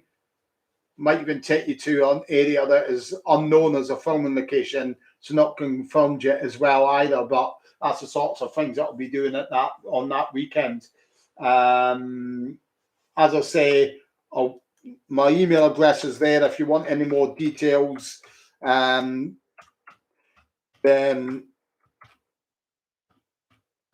also I'll do signings. So if anyone's got any books, I'll be willing to sit. Yeah, if you email me on that address there, then Alan, I can give you more details on it.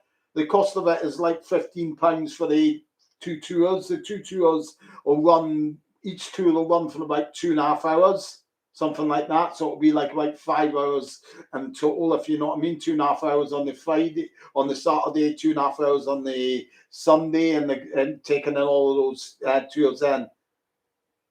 The tours will start probably around about 12 o'clock, about noon. But you'd need to see, you would need to, as I say, anyone that's interested in the tickets should send me an email and I can organise that for the payments of that.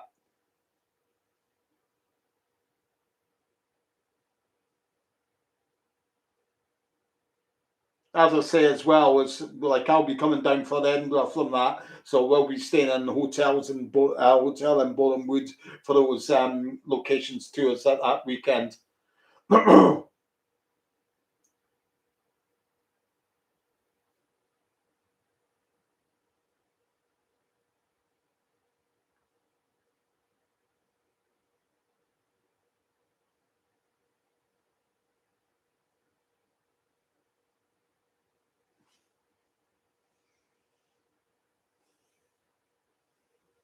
Yeah, me and my co-organizer keep tabs on how the casts are going on, Deanna. Yeah, he was a cool guy, Lady Suda, Stephen Lewis. He was really great with the fans and all of that.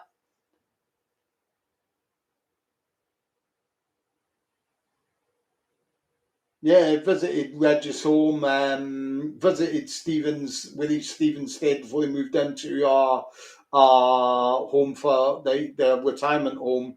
I've been to Anna's home. I've been to a lot of their homes basically, about 50% of the cast homes.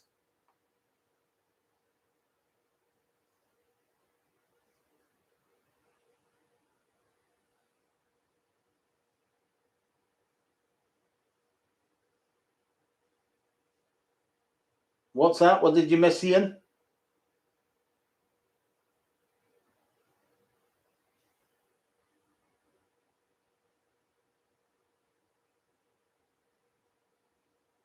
Yeah, of course they did. They all got on great, the cast. That comes across in many different interviews, across many different shows. They always stipulate how well they got on together, whether it's on the Wogan interviews or in the that This Is Your Life that they done, or it could be on the LWT birthday party thing. I think it's up on I think it's up on YouTube. It's an LWT birthday party that was, I don't know when it was. It would have been around about mid 1980s, and they all state about how well they got on together.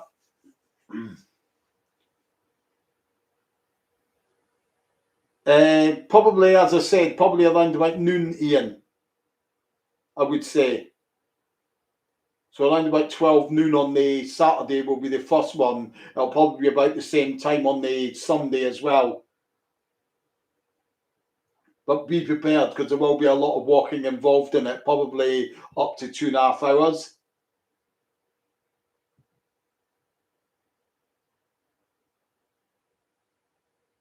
Nah, I didn't get that gist at all, really. I don't get that gist at all from it. I thought they all were all in great form on the Wogan show, basically. I think if it comes across that way, it's because Bob was trying to get a plug in for the stage show he was doing in Pitlochry and all of that. Yeah, and I'll probably come down on the Friday, stay the Friday and the Saturday night, and then head back up to Scotland on the Sunday after the event, and Sunday tea time or something like that.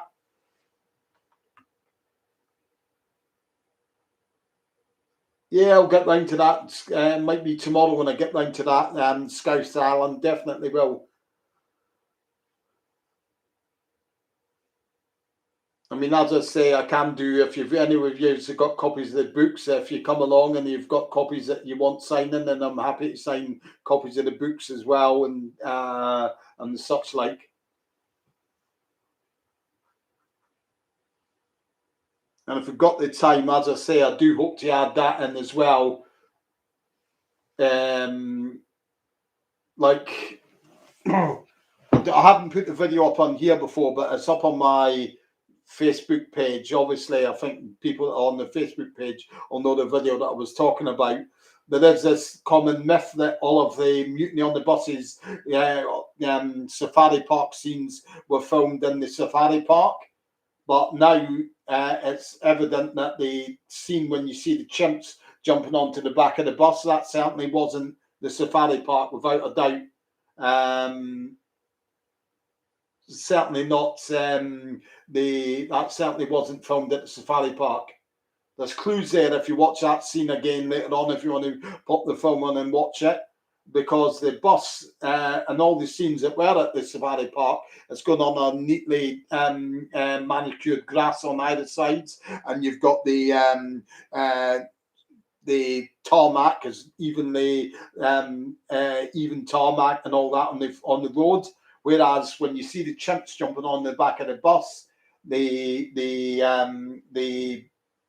path is just like a cinder path. It's not a road at all, and the grass is all uncut, and the but the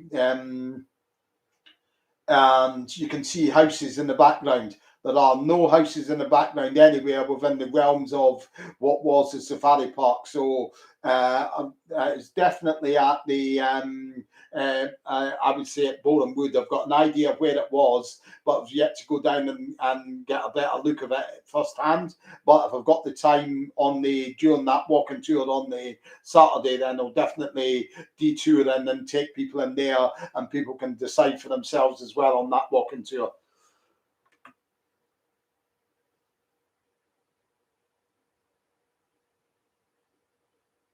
Yeah, I've got 4 books, Guy Allen. I've written 4 books. I mean, that's the locations book. Also got An A to Z of On the Buses as my book. I've also got The Complete Story as my book, and I've also got the quiz book, the On the Buses quiz book's my book as well. So yeah, I've got 4 books out there. So if you're interested in those books, you'll be able to find them on Waterstones, Amazon, places like that.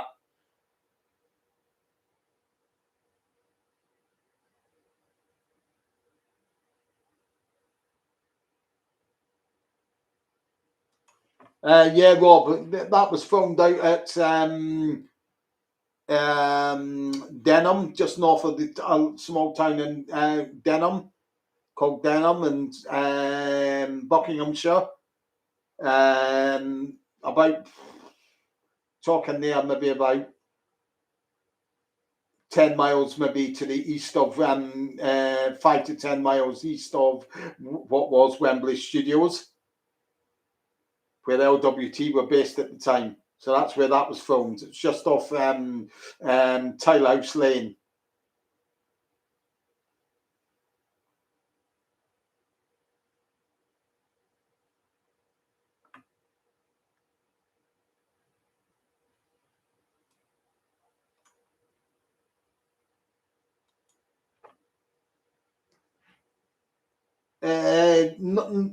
In terms of production crew runners, I'm in contact with a couple of runners who worked on the first and second On the Buses films. Also,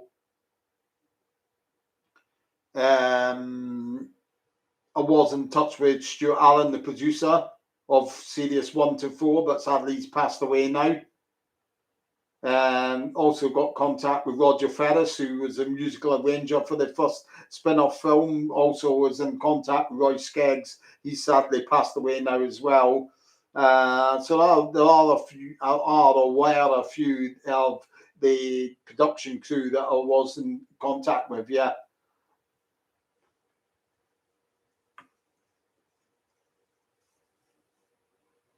And the other clues with the about the safari park, which is pertinent to how you know that it wasn't filmed at the safari park, though your brain would lead you to believe that it was. They never actually had chimpanzees at the safari park. They had things like gorillas and other apes like orangutans, but they didn't have any chimpanzees. But another giveaway is as well that they needed to have chimps at Elstree. And how do you know that? Because if you watch the scene when the chimps on the steering wheel and it's wrestling with it with Stan, and that is our what's known as our green back shot. Like basically they've got a moving sort of like scenery in the background, although the bus is actually stationary in the studio. So they would have needed to film that in the studios, and would have needed to have a chimp at the studios. And we know that they had chimps at Elstree as well, because you see there's a shot, I think it's Rex Features or some photographic agency's got it, where you see Reg holding a chimp, and you can see houses in the background. Pinpointed where that is, it's at the southern end of Broadwater Road in Boreham Wood. I could pinpoint exactly where that shot of photograph was taken, and he's holding the chimp then as well. So we know that they had chimps and Boreham Wood for that reason. So it's pretty fair to say that those chimps were also there to film that scene when they're jumping onto the back of the bus. And as I say, I've got a decent idea where that was now, and I'll be able to point out, hopefully, at the walking tour.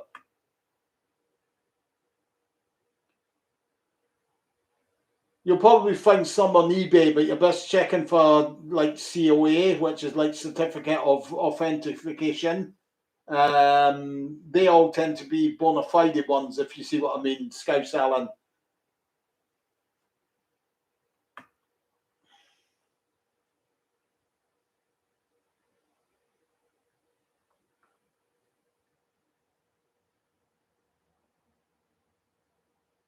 Okay, Stuart, thanks for popping in.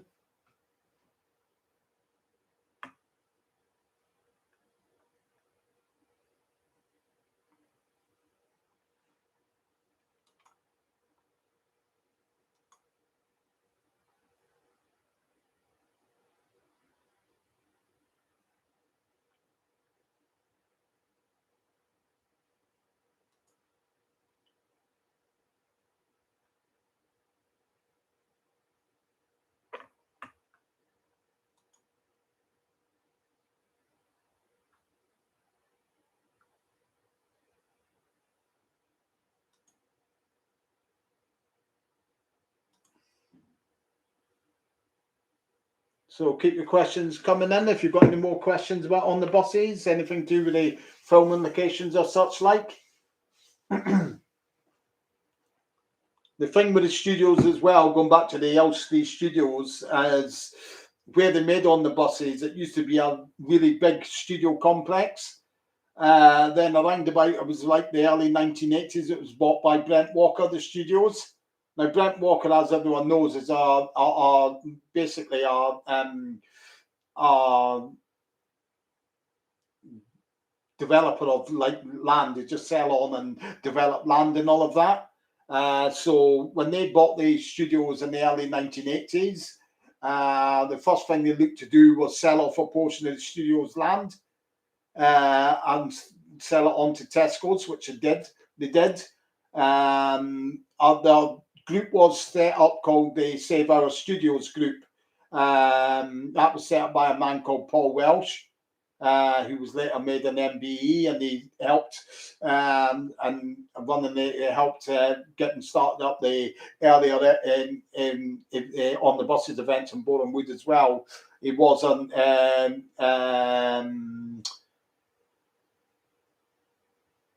one of the bosses at Elstree Studios for a time in the 1990s up until the late 2000s, early 2000s, if you see what I mean.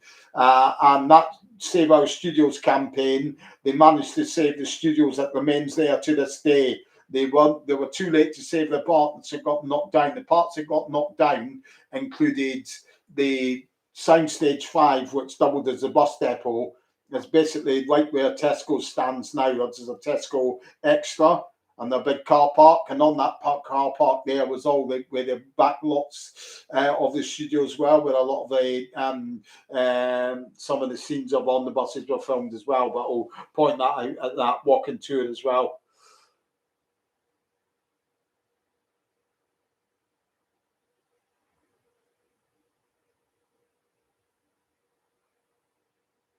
Yeah, that was in Selwyn Road and Brent.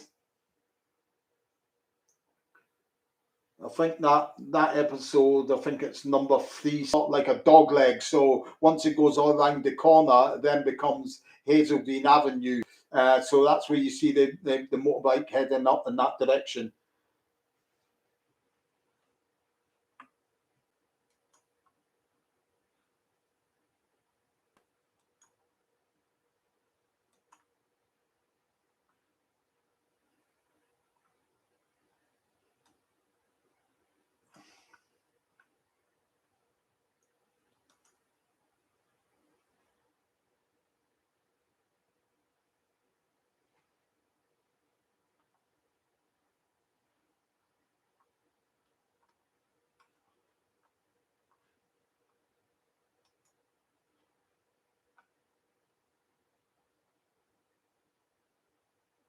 Yeah, the actual house is still there. It's unchanged.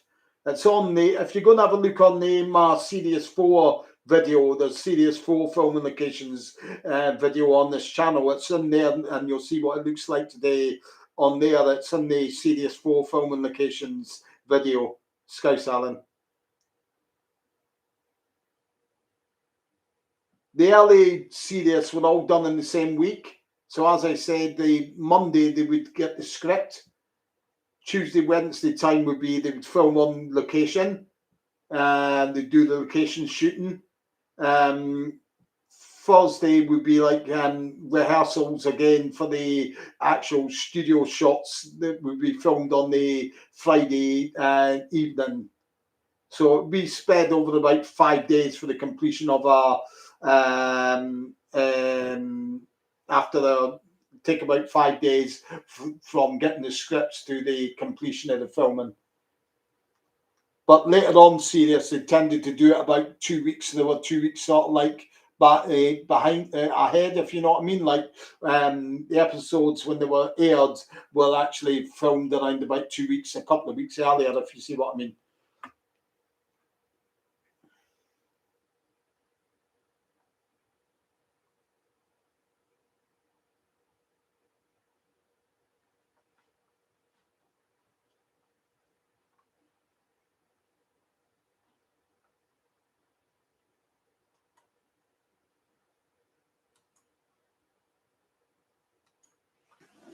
So keep your questions coming in.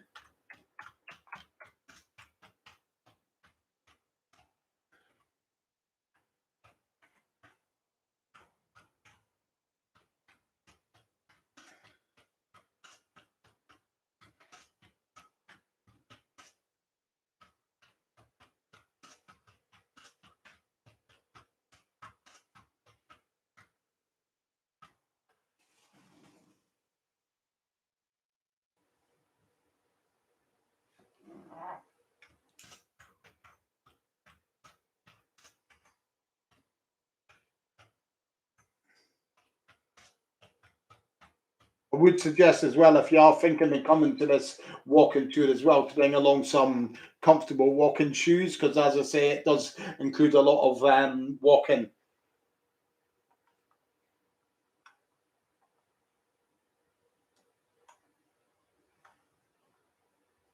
So keep the questions coming in.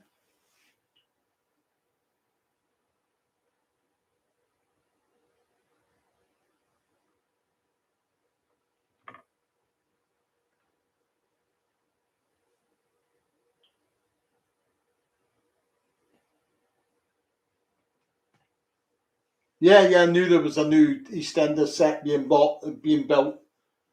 It's more sort of like to the south of the complex from where it was at the present.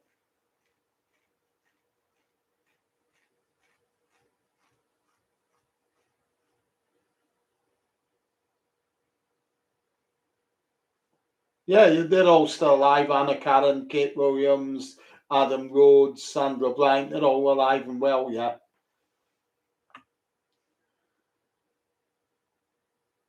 I'd be able to tell you that I've got that down somewhere, Rob, but I can't think off the top of my head. I've got them written down for. I was doing research for another book that I was planning that didn't come to fruition. I've got them all written down somewhere, but it's on my computer, and I don't want to try digging around for it now. It might interrupt this stream, if you see what I mean.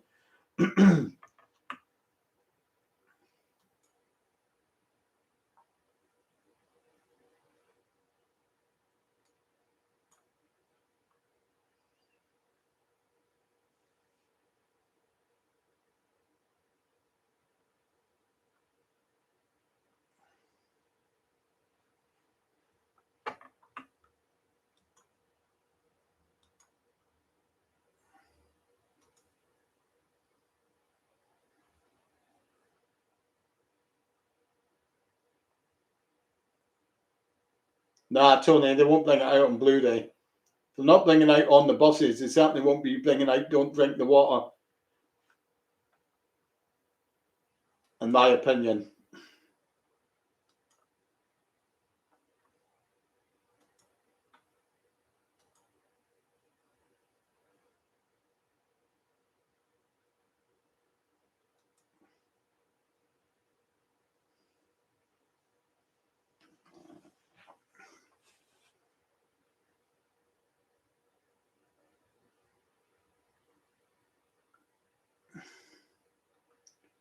So keep your questions coming in. Any more questions about on the buses, filming locations, or the TV series, the films?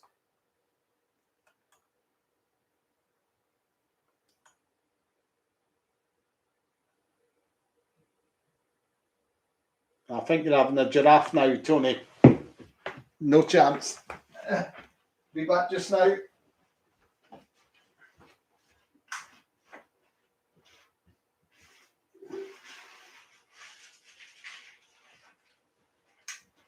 I will have as well at the walking tour. I do hope to bring along some of the stuff like this trade sell. If anybody's wanting to buy badges, such as like the replica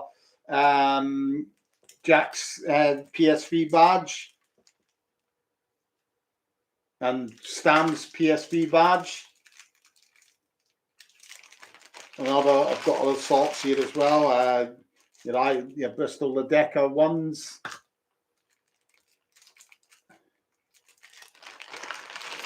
Yeah, there's a lot of the cast that's still alive. Other members if you're talking about the main members of the cast, no, Anna's the only main member as an out of Michael Robbins, Stephen Lewis, Bob Grant, Reg Varney, Doris Sayre. Anna's the only one left of those, but apart from that, there's a lot of others that are still with us, like Jeanette Wild, Kate Williams, Adam Rhodes, Wayne Westthorpe, John Lyons, Cheryl Hall, Ursula Mohan, Patricia Clapton. So there's still a number that are still going around, and a lot more than that as well. Jules Walter.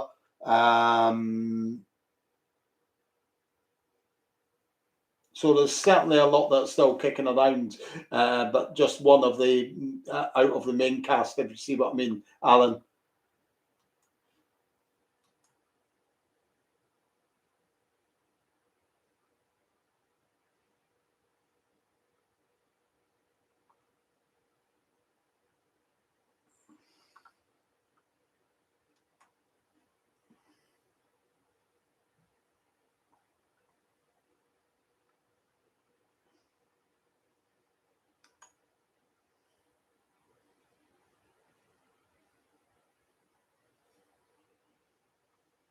Your quickest way of getting those, Alan, I would say, is as I say, go onto eBay and Google do a search for those people's autographs on there.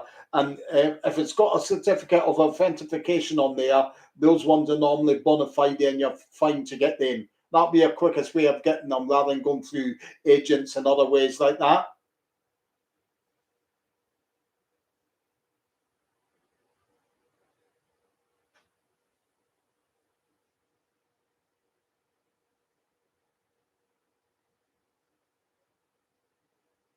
Oh, that was all done with. It wasn't actually the when you see the line coming up to the what you think is Blakey and a black Mac. That wasn't. That was a line tamer and a black Mac. So, and the lion when you see it walking up the aisle of the bus, there was a big protective screen there, if you see what I mean. So there wouldn't have been any danger to anybody at all on the bus, and that was the line tamer that would have been there anyway, if you see what I mean. It's all just done by the careful, the camera trickery that makes you believe on what you're seeing. But there was absolutely no danger to Reg and Stephen in filming that scene, because it's either the line tamer that you see there and not Stephen Lewis, if you see what I mean.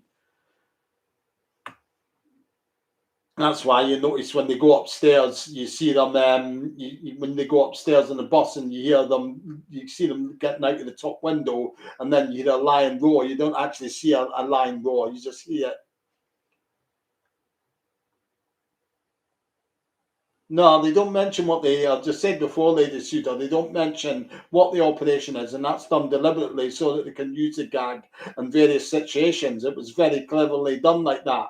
They intentionally never mentioned what his operation was for the same reason they wanted to use it again and again in various situations. where they could make a hint towards it's something wrong with his back or something somewhere else in his body. Whereas if they had have said straight away when they brought up the operation in the first place, and they hadn't mentioned straight away where it was, the gag would have been dead in the water after one use of it.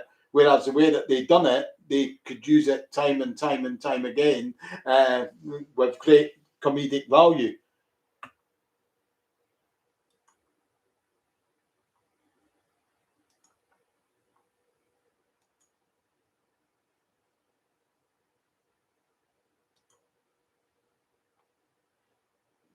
No, he wasn't. He was only on holiday on the buses, Tony.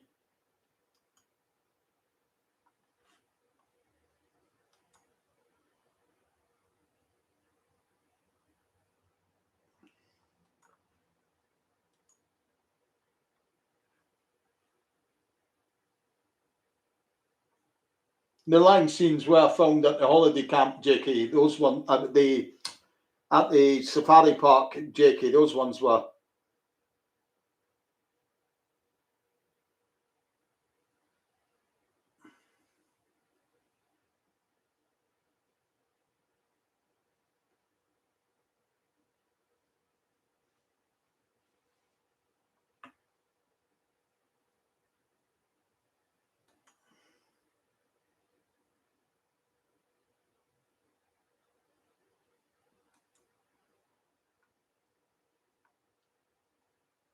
So that safari park obviously was Windsor Safari Park, which is now Legoland. But and it's quite logical to presume that they filmed it there anyway, because if you think about it, they're in a controlled environment there. I mean, you couldn't take something like a savage, like a man-eating lion, to Elstree to film. Chimps are a different matter altogether. Yeah, I know that, Tony. Yeah, everyone does, I think. On the buses, fans all know that.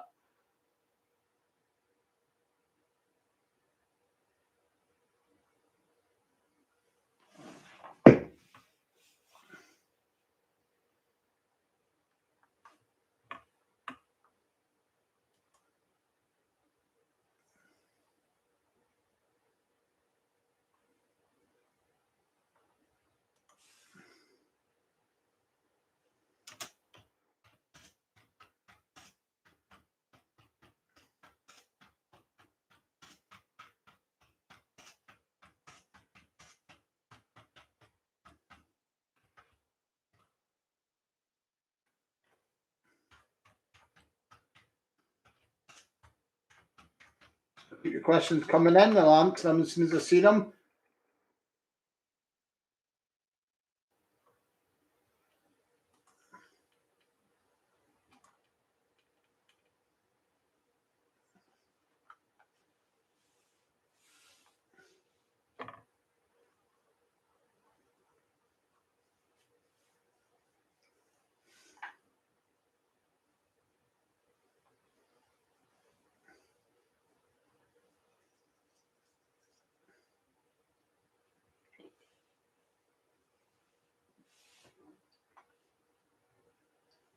The extras sort of feature a bit in the back of the book anyway, because they all feature along in terms of the back of the book for the extras. The snooker, Ben.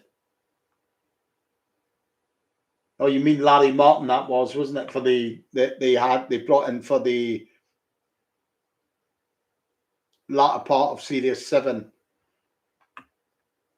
Wouldn't feature more because the series ended then, if you see what I mean. They ended the series at the end of Series 7 anyway. As for the bloopers, nah, the bloopers were only really collected from like 1977 onwards, when It'll Be Alright in the Night became a big thing. So saving those sorts of bloopers then became marketable for TV and film companies. But before that, any sort of like outtakes were ended up on the cutting room floor and trashed or re-recorded over if it was done on videotape. So bloopers like that weren't seen as anything worth keeping, if you know what I mean.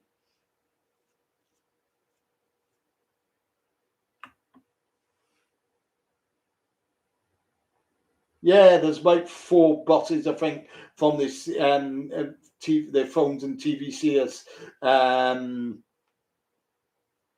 which was you had the bus AVW 399F. That's, I think, might be in France somewhere, which was used in the TV series. You've got the bus that was used in the films, WNO 879, I think it was 859. That's on the being preserved. I think somewhere up in Derbyshire's preserved it.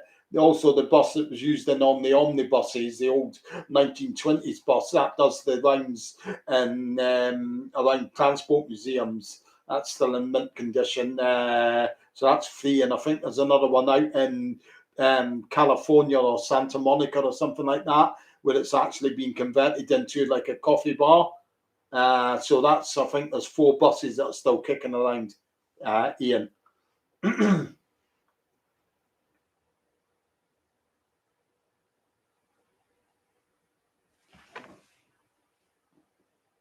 The books, this one, as I say, this is an old copy though, so now it's a green copy, and it's a paperback.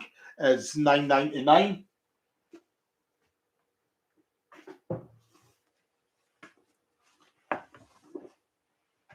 This is a bigger size, obviously, as a paperback as well. And this one is, you'll be able to go get this on Amazon for 15.99. It's a bigger copy. It's got some photos and all that in it as well. A to Z. And this is the quiz book. The quiz book's 9.99 as well. I haven't got a copy of that here to show you. And the film and locations book, you can get the paperback. This is a paperback here, for 13.99 or 13.15. It is at Amazon just now if you've got Prime. And the hardback, it's also available in the hardback. You'll be able to get that for 15.19 just now at Amazon if you're on Prime. So that's all the books there.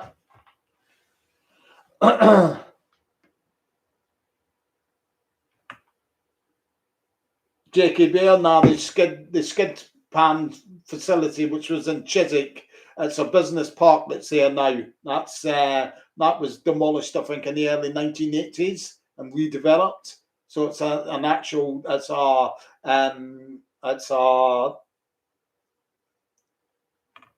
what do we call it? It's a business park that's there now. A whole load of high-rise buildings on that site. Sadly, yeah, it was a real name.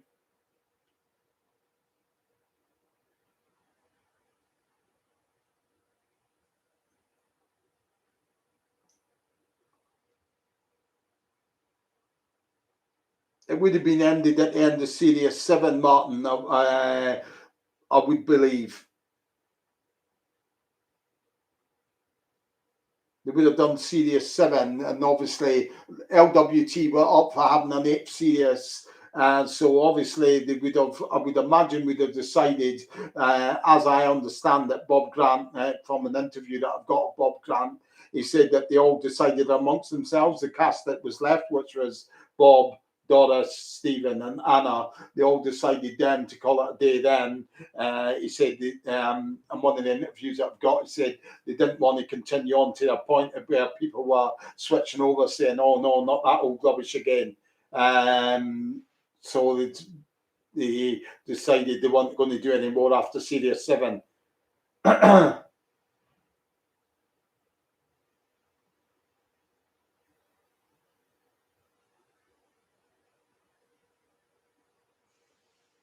That's great. Lady Sudo, hope he manages to get hold of her book.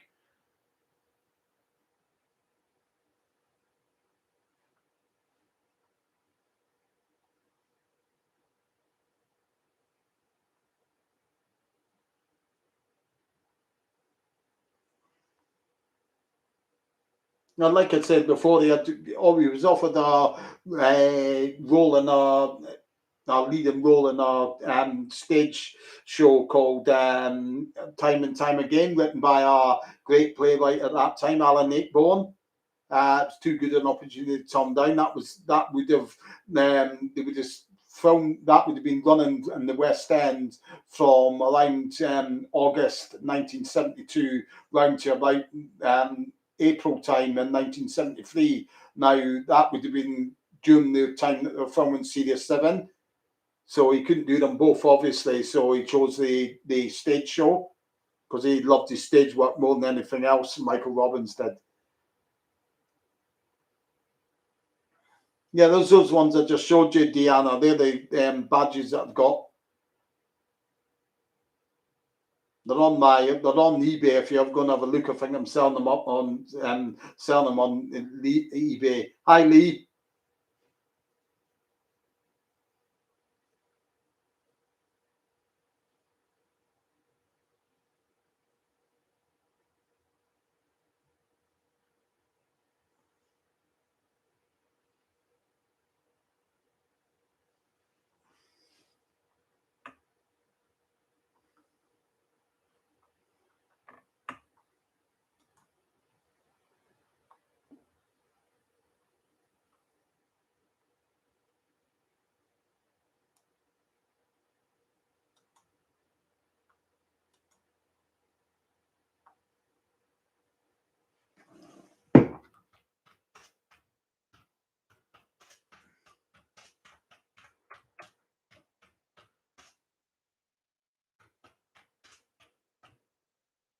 Keep your questions coming in, and I'll answer them as soon as I see them on the screen.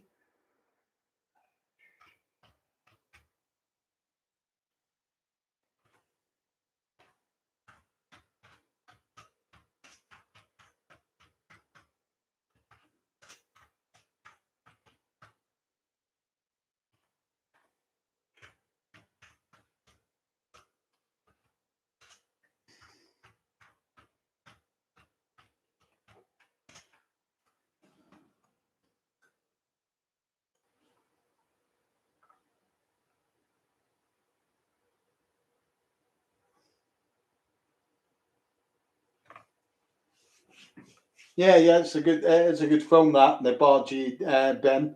It's a good cast and that good supporting cast. Good to see Ronnie Barker in it as well. Real legend Ronnie Barker was.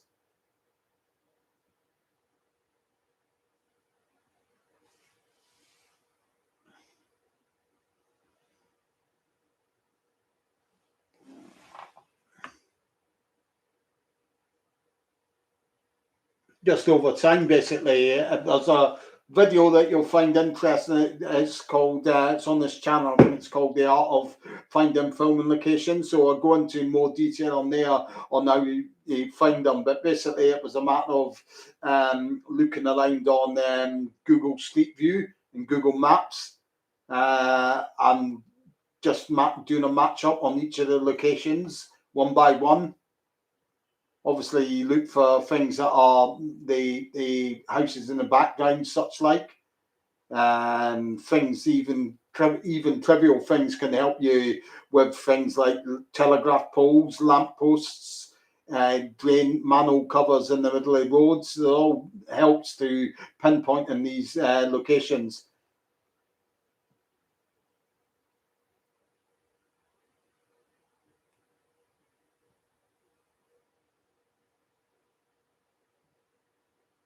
Yeah. Well, there's still some that haven't been able to be found. There's one that I think it's in the episode Nowhere to Go when the motorbike crashes out in a country lane. And that could be anywhere because there's no real clues to go on that one. So there are still a handful out there that haven't been found that are just because there's so little clues to go on, it makes it well nigh impossible. One country lane looks like another country lane, if you see what I mean. So those sorts of ones are really difficult to find. How long I've been doing these walking tours? I've been doing I've just standalone walking tours. I've been doing them maybe about done the first one maybe like a couple of years ago. So I've done ones in Wood Green, ones in Wembley, ones in Enfield, one in Boreham Woods. I've done I've done tours on buses as well for the on the buses events that I've organised. They've been going since 2008. Yeah, Mike. I mean, obviously, I still hunt from time to time today, but total, the finding them has been spread over about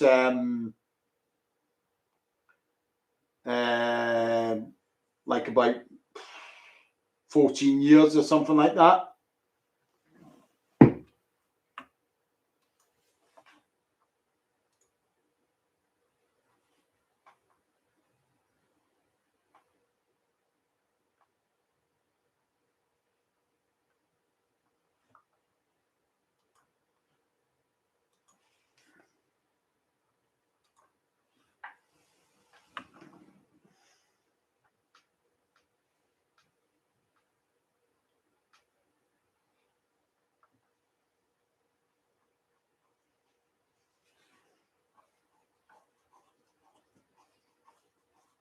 No, I wouldn't have said so. Lady Suda wouldn't have called them any sort of like divas.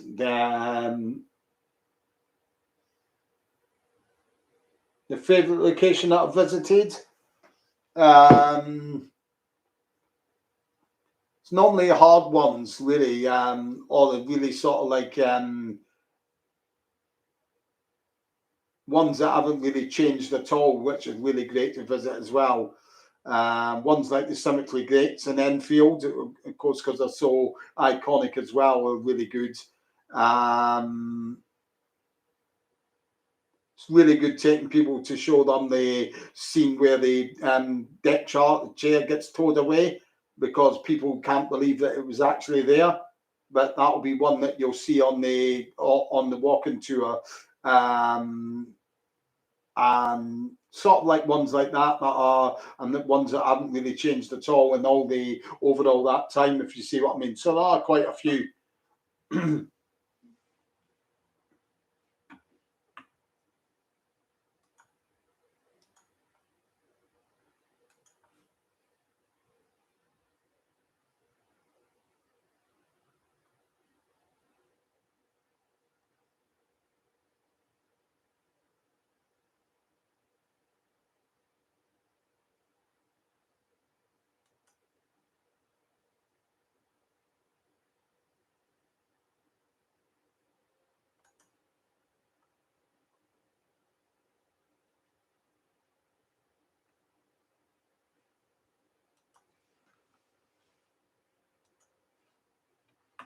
So keep your questions coming in. Any more questions about on the buses, filming locations, anything like that, and then I'll answer them here.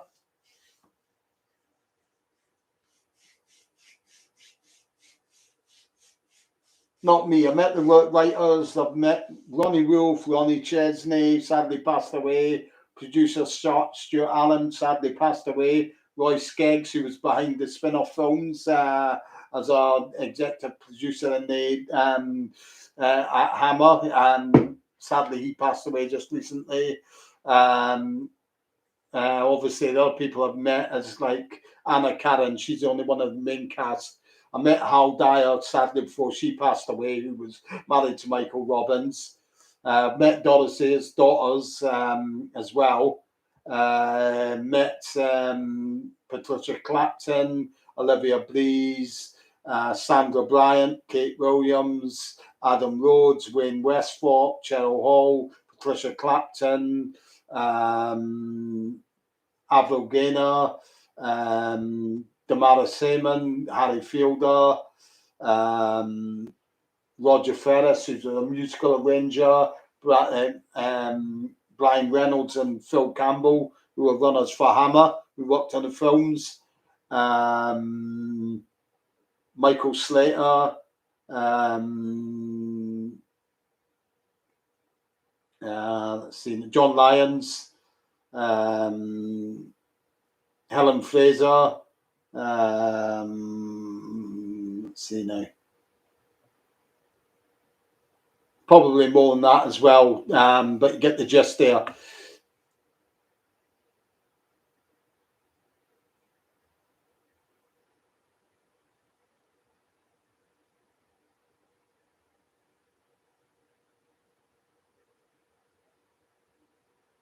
Nah, there wasn't any deleted scenes from on the buses. It was mainly the carry-on films that done the chopping and clipping the scenes, but Holiday on the Buses, there's none there. All that was on the film all made it onto screen, if you know what I mean.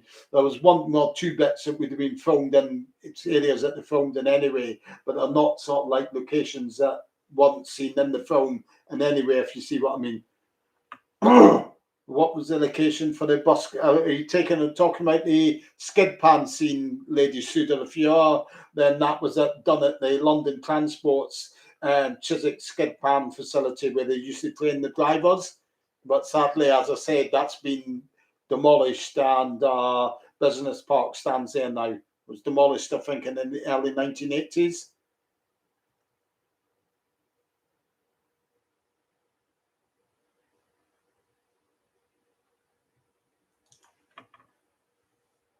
You need to watch Ghetto. The TV series and the films aren't connected. Like I said before, the TV series was owned by LWT. The films were owned by Hammer.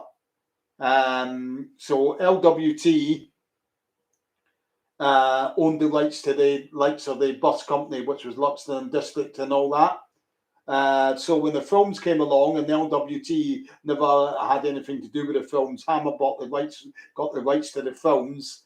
That peeved the LWT. So when they were making the films, they had to make absolutely sure they weren't stepping on any the toes of the TV series. Otherwise, the LWT would declare copyright infringement. So they had to organise a whole new bus company, and the films are all standalone. So basically, the films are basically based on the TV series, but in no way were they a direct continuation of the storyline. Hence why Arthur and Olive you don't see them getting divorced in the films, and they did in the TV series. They had a kid in the films, they didn't in the TV series. It's because they're two totally different entities, basically.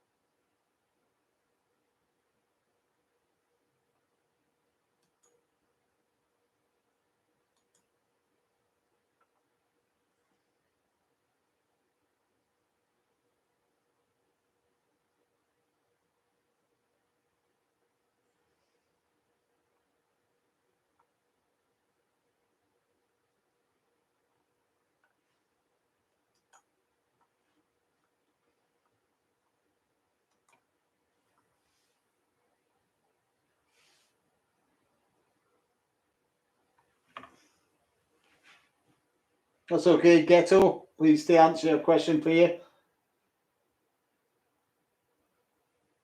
I'm a little bit too young to remember bus conductors on buses. I do vaguely remember them, but not so much as to say miss having them. But obviously, you miss having them there in terms of for the TV series, like.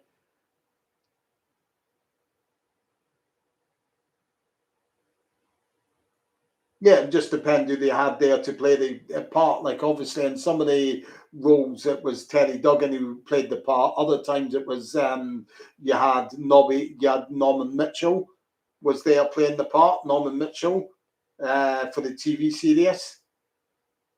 So it was just basically who they could get in there. There wasn't really a worry about paying any real great detail to the continuity thing there, or whether it was even the same character. You know what I mean? It didn't really matter. They were making a comedy to make us laugh, really.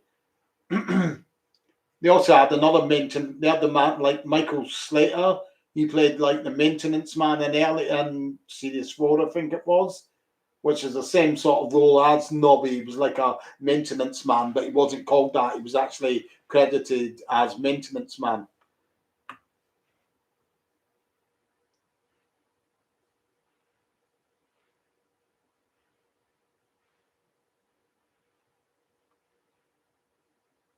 No, that was he never ate the food. He put it in because he was hungover and he couldn't bother. He couldn't face eating the food. That was Goodbye Stan. That was the very last episode that he was in, Reg Varney. Um, So that was Goodbye Stan you're thinking of there. That's when he's come back and he's all hungover, and Oliver mum have made him a special meal, and he puts sausages in the top of his jacket pocket and others in his pockets and all of that. That's Goodbye Stan. Yeah, my favourite character was Arthur. So Michael Robbins' character.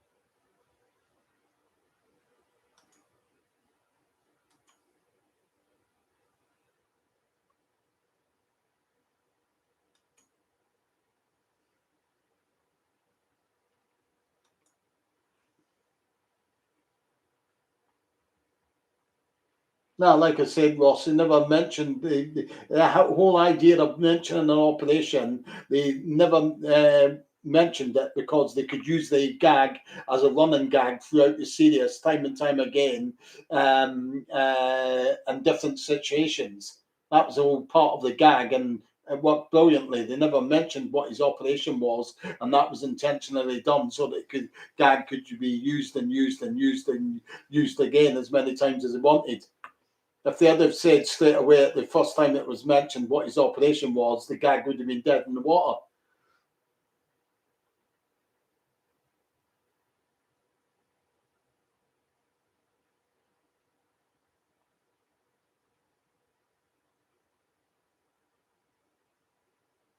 Yeah, he was just great with his dry one-liner deliveries and his facial expressions, his nervous twitches, and all of that was really great.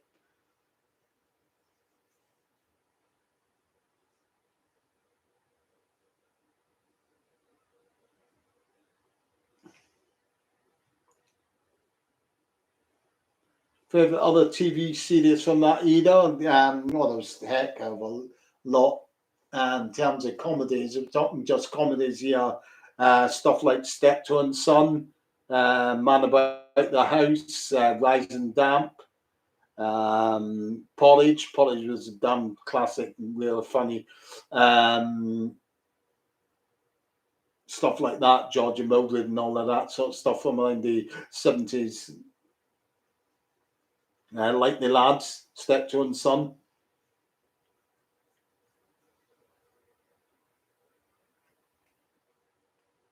Stephen Lewis was about, I think he was 6'2" or something like that.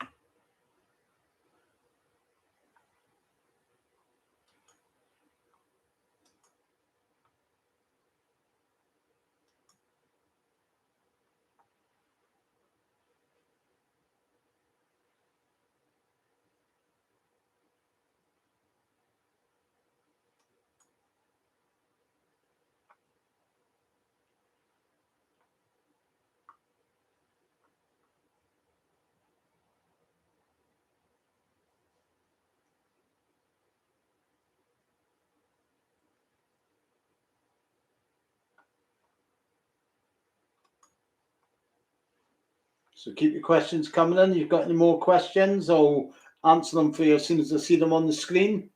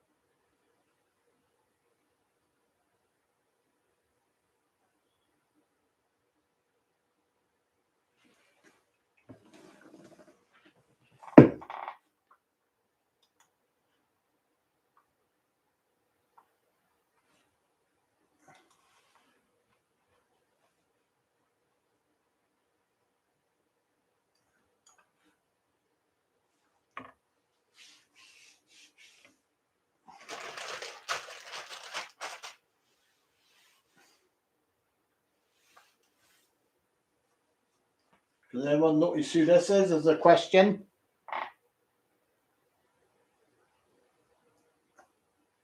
Well, 3D printed bookmark there, book end.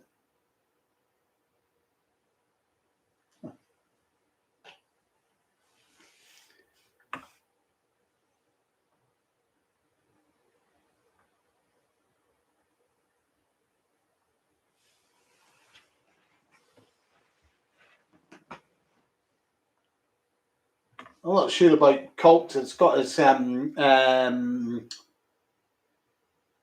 not sure if Colt's got as the word for it really there. I've been a fan of the show since I remember watching it as about a 5-year-old or something like that.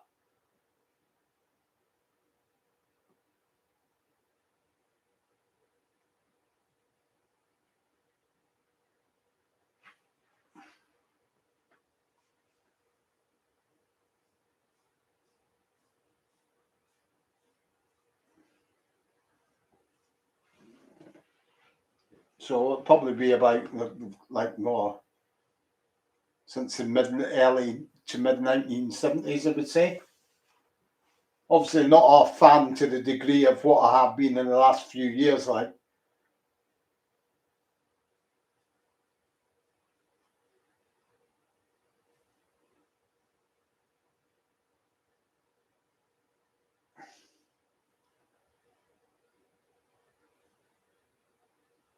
yeah, there's lots of sitcoms that have got fan bases. I'm not sure I would call it cult though, but it's. I know what you're getting at. It's trying to find a word to describe it though in terms of the fan base. It's hard.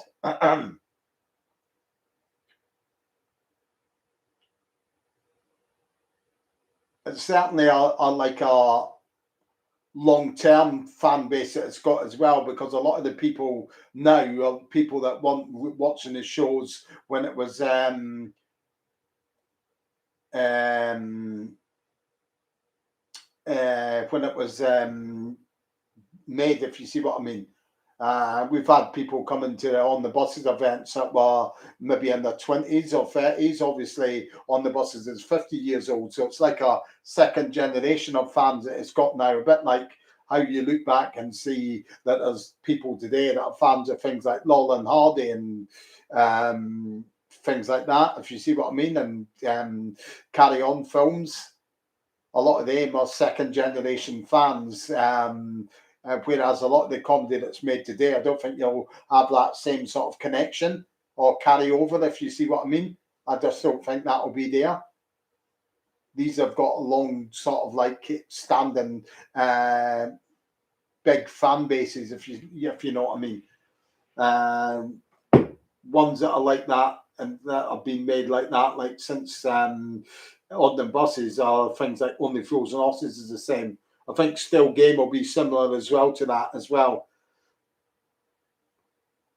Yeah, that's what I'm saying. You see, you've got people from that are watching it that want even. It's not just nostalgia that's keeping it running. If you see what I mean, like people who watch it and out of remembering watching it as a kid. If you see what I mean, when it was originally on TV, it's all people who were born way after On the Buses was stopped being made, who are maybe brought up by maybe your parents or something, and say, "Oh, watch this," or maybe you had a relative who liked watching it, and then you began watching it, and then you become a fan yourself because yeah, it appeals to you, if you see what I mean.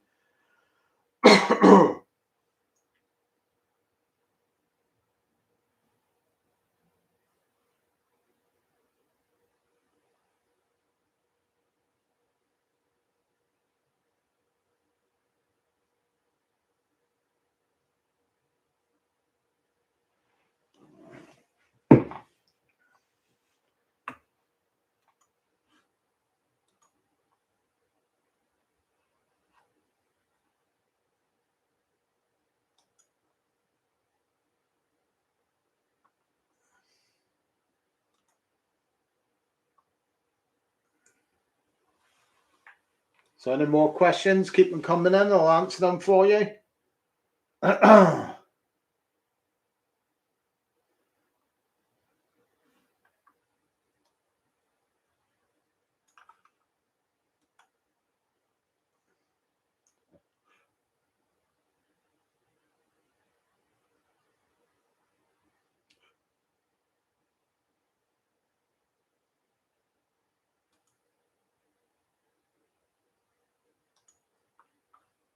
Now I know,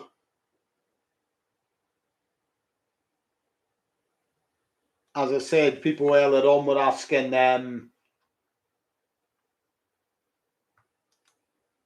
about what ones that haven't been found yet.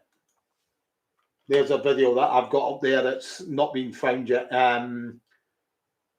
Ones that haven't been found yet. So if you want to look at that through your own time, that was one that I made a few months back.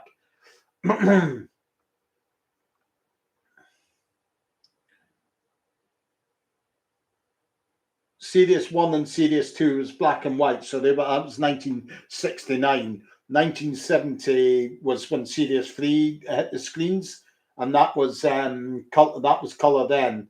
You may notice that it reverted back to black and white and for some of Series 4's episodes, but that was only because there was a color technician strike on, which meant that they could only record the film in black and white, the show in black and white for a few episodes in Series 4, but all the rest are in colour.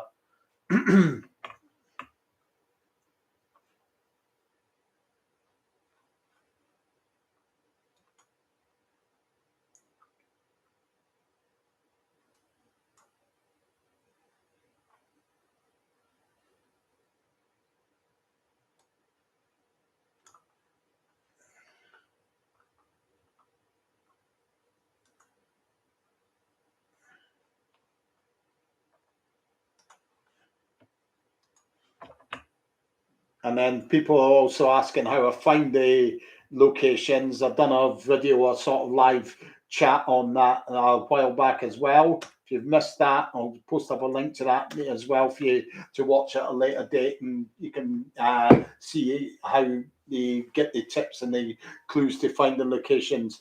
Alan, what made you interested in finding film locations? Just writing these books and all that I have, it's when you write books, it's always in striving for more information on a subject that you love. That's what how the books came about with On the Buses, and then you dig even deeper still into where the filming locations were and all of that.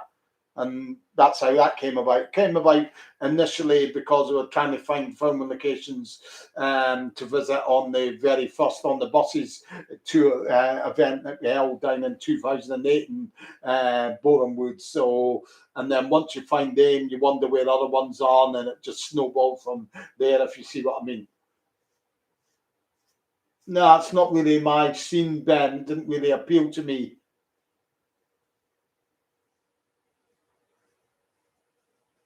That was one that didn't appeal. There's some that from that time that didn't really sort of like. I mean, another one as well that a lot of people really love from the late 60s, early 70s. It's okay. I'm not saying it's terrible or anything like that, but I don't think it's quite at the level it gets leveled up to as Dad's Army. It didn't really appeal to me all that much. I can laugh at some scenes from it, but it's not something that I would say as, oh, it's a classic, you know what I mean? And so there are serious like that around in the 70s, 60s, 70s that didn't really sort of like make me really a big fan, if you see what I mean.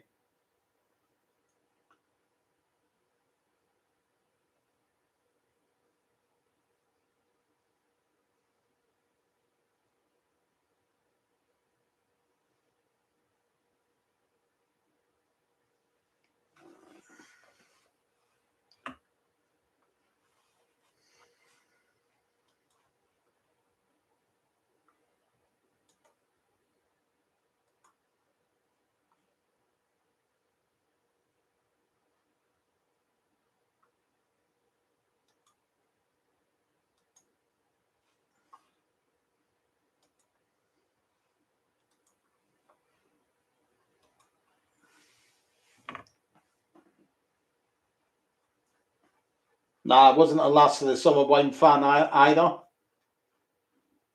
I think I mentioned it before on year on live chats. I just it's what's his name? Roy Clark. I just can't abide his scripts. They're so sort of like I didn't mind Are You being served then. No, that was good. I can watch that. Last of the Summer Wine though, and Roy Clark scripts, they're just really great with me because they rehash a lot of the gags over and over and over again to the point of the exhaustion. That's a theme that runs throughout Roy Clark's sitcoms. If you look at Open All Hours, it's the spring opening, they draw spring and open. I can still watch it, but that's just to see a genius like Ronnie Barker at work. But the script's just great with me. And Keeping Up Appearances, which is Roy Clark. You've got the dog that always comes out and she falls into a hedge. Oh, yawn! How many times is he going to rehash that gag? And then you've got the it's bouquet, not bucket, and the scared postman. It's just rehashed gags with Roy Clark sitcoms that really great with me. I just don't like Roy Clark sitcoms.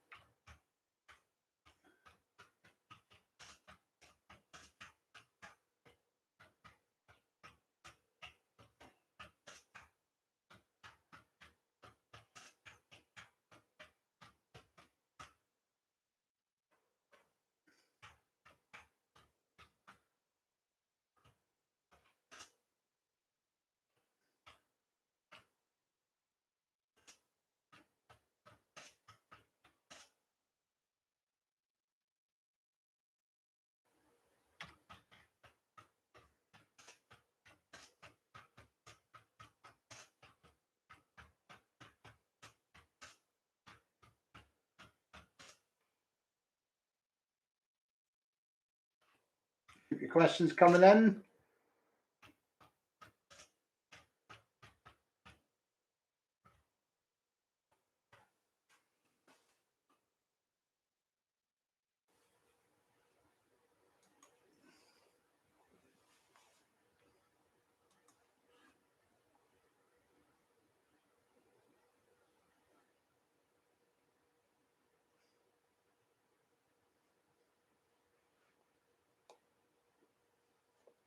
That was Southly Courtnage, Lady Suda.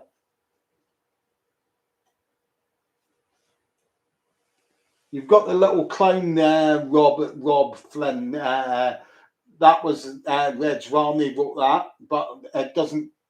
It only covers the early part of his career up until I think it's like the late 1940s, early 50s. So it doesn't go into detail of his TV career and on the buses and all of that.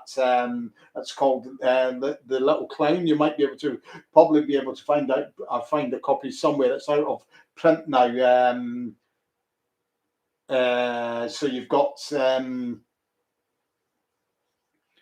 that, but that's about it. She's the only real main cast member. He is the only main cast member that has written a book, if you see what I mean.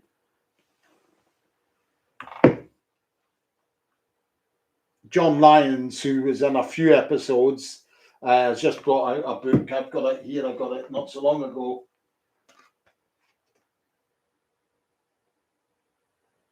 And I've also got Nosha Powell, who was in a couple of episodes and the spin-off film.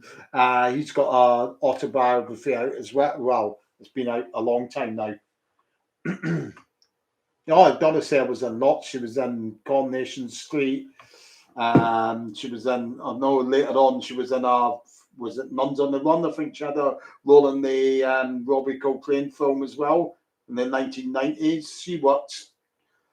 Oh, she most of her life she worked because I think her first stage role was when she was 2.5. It was not really stage. It was like her mum and dad used to run a traveling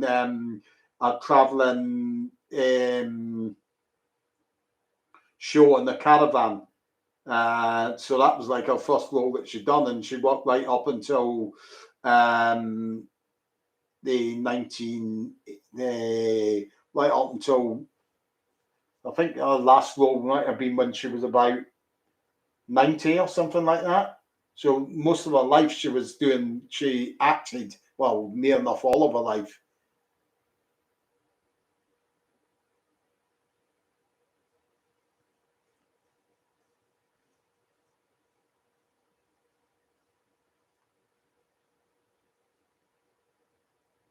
I haven't watched Rab Nisbet for a while, yeah, but I remember watching it and finding it funny at the time. That's not one that I've seen in a long, long time, Rab Nisbet. But I know, as I said, I was saying earlier, Casualty, it's still Game's a classic. From recent times, it's certainly the best sitcom of the last I would say since the ones that I really loved in the 1970s, if you know what I mean. Even for me, it even beats Only Fools and Horses for me.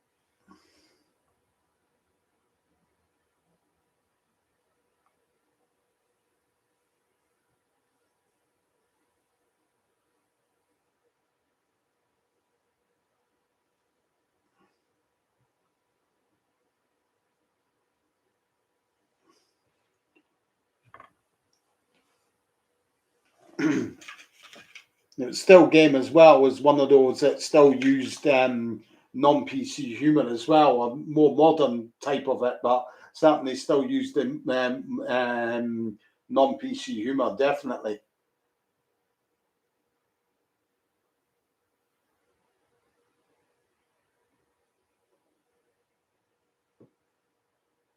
It's a heck of a lot of work writing on a biography about people as well.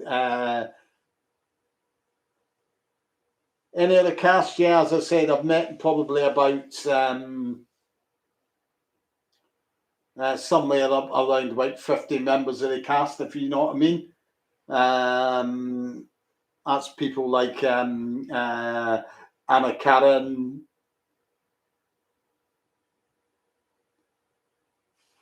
You've got Anna Karen, Kate Williams, Damara Seaman, Jeanette Wiles, Sandra Bryant, Patricia Clapton, Olivia Breeze, Avril Gaynor, Helen Fraser, Cheryl Hall, Wayne Westthorpe, Harry Fielder, Adam Rhodes, Carolee Donahue, Brenda Gogan, um, um, Peter Lewis, Stephen Lewis's nephew, who was in an episode.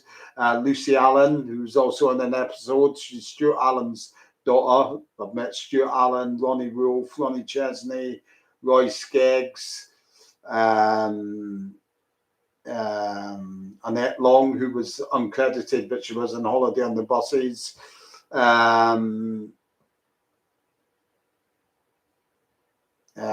Gay Brown.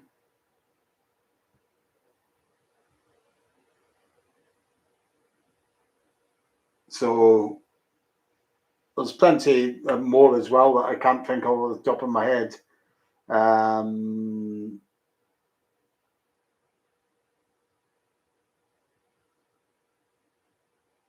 Andrea Lawrence, Pamela Cundell.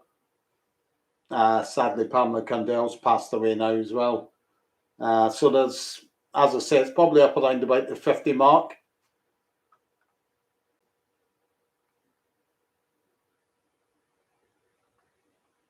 Well, that's the thing, Ben, with Still Game. There's so many funny characters in it, which is what I was saying earlier about your sitcoms. I tend to levitate towards the ones that have got a large cast of funny characters who are all very strong characters, if you see what I mean.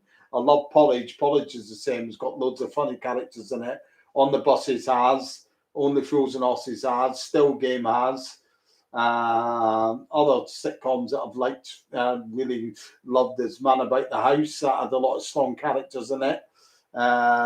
Steptoe and Son bucks the trend a bit because it was only really the two main characters that were in it all the time that held it going. So that really bucked the trend.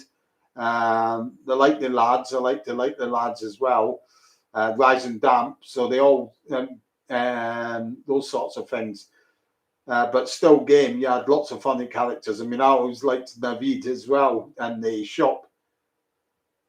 Navid was really great in the shop. So there was so many great characters in it. Still Game, though. They were all funny, really funny to me.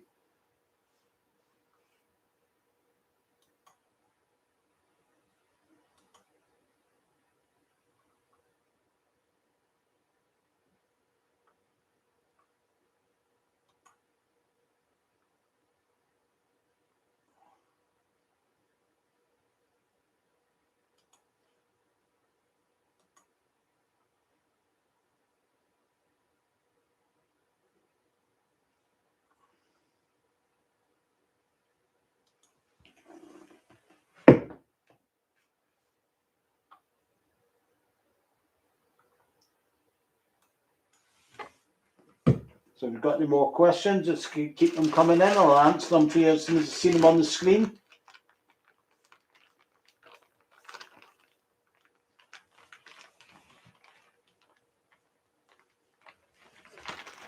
Be back, that's it.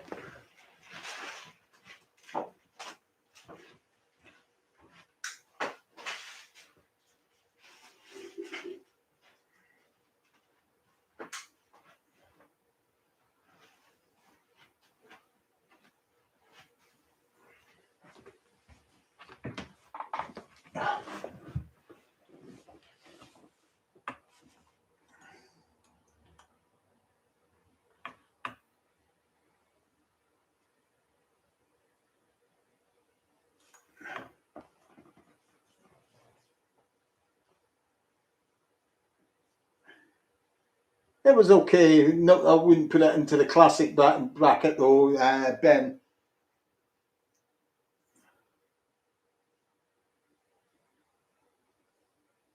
Another one I really liked as well was which came much later on.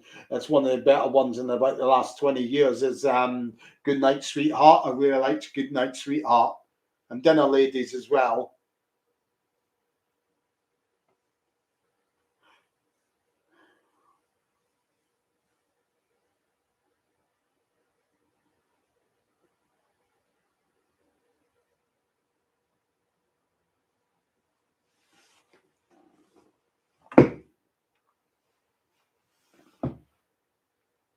Yeah, cheers, Lady Suda. Thanks for popping in and asking questions. So it's the group's all about, and the channel's all about. Hope to see you again sometime in here. I don't really support a Scottish football team as such, like as in what I call supporting the team is going to the games, financially supporting them, vocally supporting them. I like to see the Edinburgh teams doing well, so I'd probably say if it was anyone, it'd be Hibs because they're like the team that's closest to where I live and who I've always felt a closer affinity to. So it would probably be Hibs, if you see what I mean.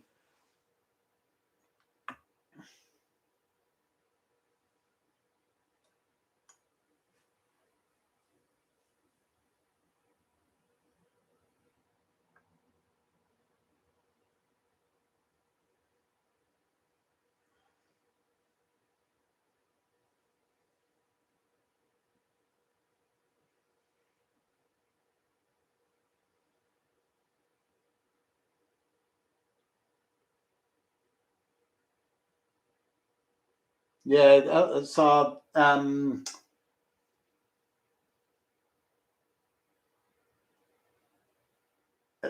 what do we call it? It's our business park now, if you know what I mean.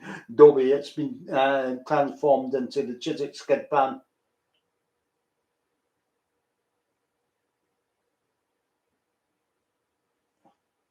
No, Ben, I wasn't a fan of bread either, really.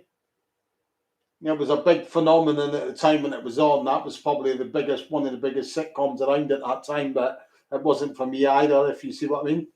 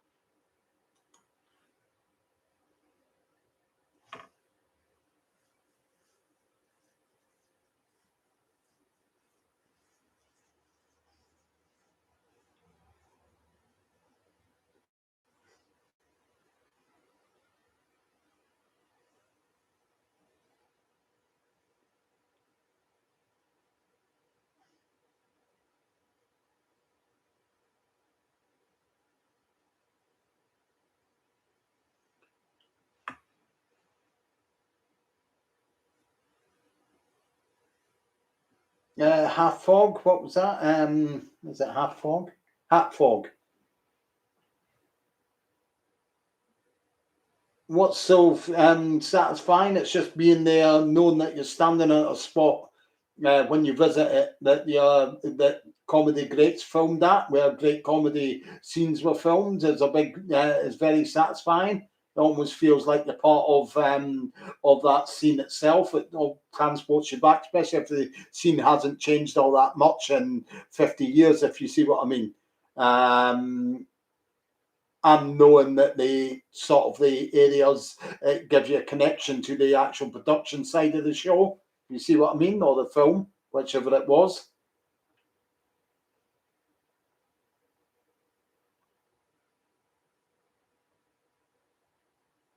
So I don't know if that answers your second part of the question as well. Um,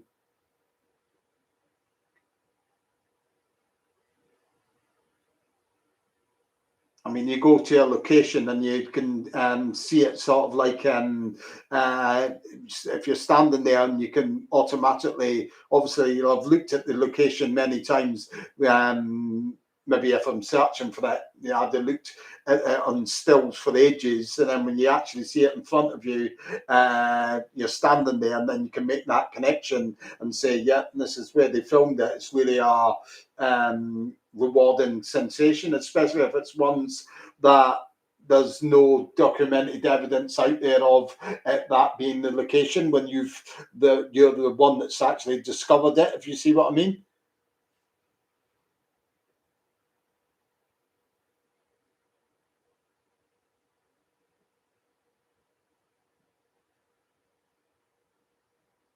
Yeah, cheers, Martin.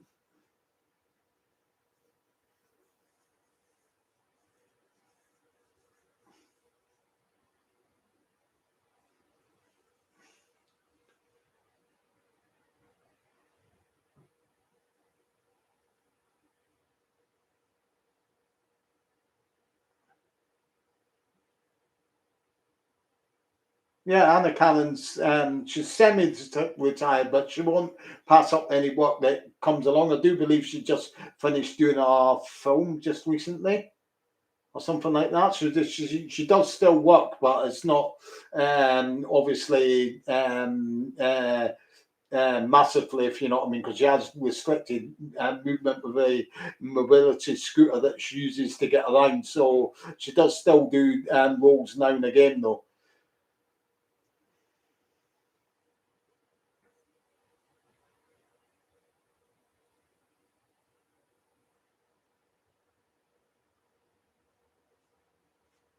Yeah, I've been down to Boreham Wood many times, Ben. Is that so? That's where you live, is it?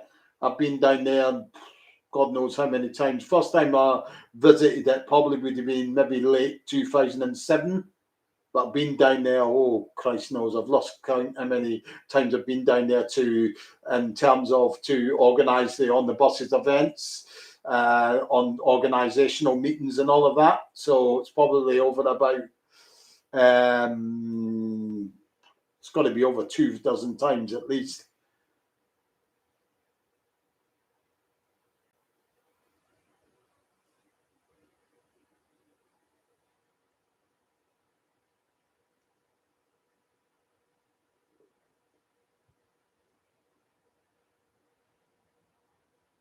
Nah, there's no continuity error there. I'm not sure what you're on about the two children thing. If you're on about the one at the end of Sirius, the second film to the third film, if that's what you're talking about, it can be absolutely explained away in various manners, which you don't really refer to in comedies because it wasn't the done thing to do. I know what you're saying at the end of it, which she says, "I'm pregnant again," and the wife, the fiance's hands on the ring back, and she goes, "Oh, that's it. We can't get married." Two reasons to that: the whole comedy premise of On the Buses was Reg being Stan being a character that was footloose and fancy free.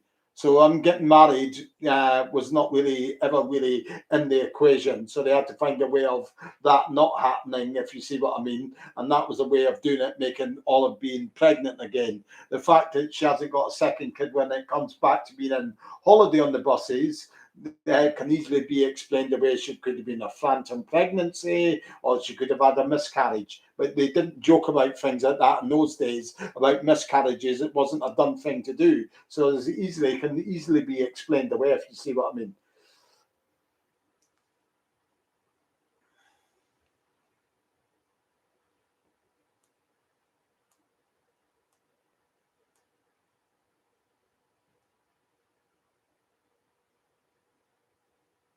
Well, there's lots of comedies of British nature that is popular sort of like around the globe.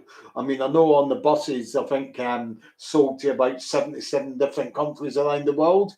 It's probably got the factor of it being it's got an over like one of these things that are around the one of the very first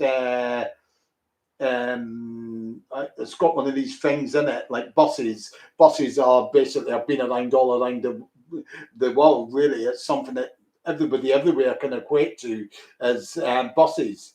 So I think that's the thing that draws a lot of people in on that front because it covers something that's popular was a very popular mode of transport over many countries, if you know what I mean. So that's probably one part to it. Obviously, the brand of humour as well. I mean, British brand of humour goes down well. I mean, you look at Norman Wisdom films, how popular they were in Albania, for example. So British comedy travels well. So I know, like On the Buses, it's gone to corners of the globe. Like Canada, there's still a big fan base On the Buses in Canada, and especially down in places like Australia as well. Australia, New Zealand, places like that. So it's like in all corners of the globe, it's been sold to and been popular in. And it still is today, really, because you still got fan clubs that run along that line in terms of in Canada and Australia. We had somebody who's come over for a couple of events who's travelled all the way from Canada for it.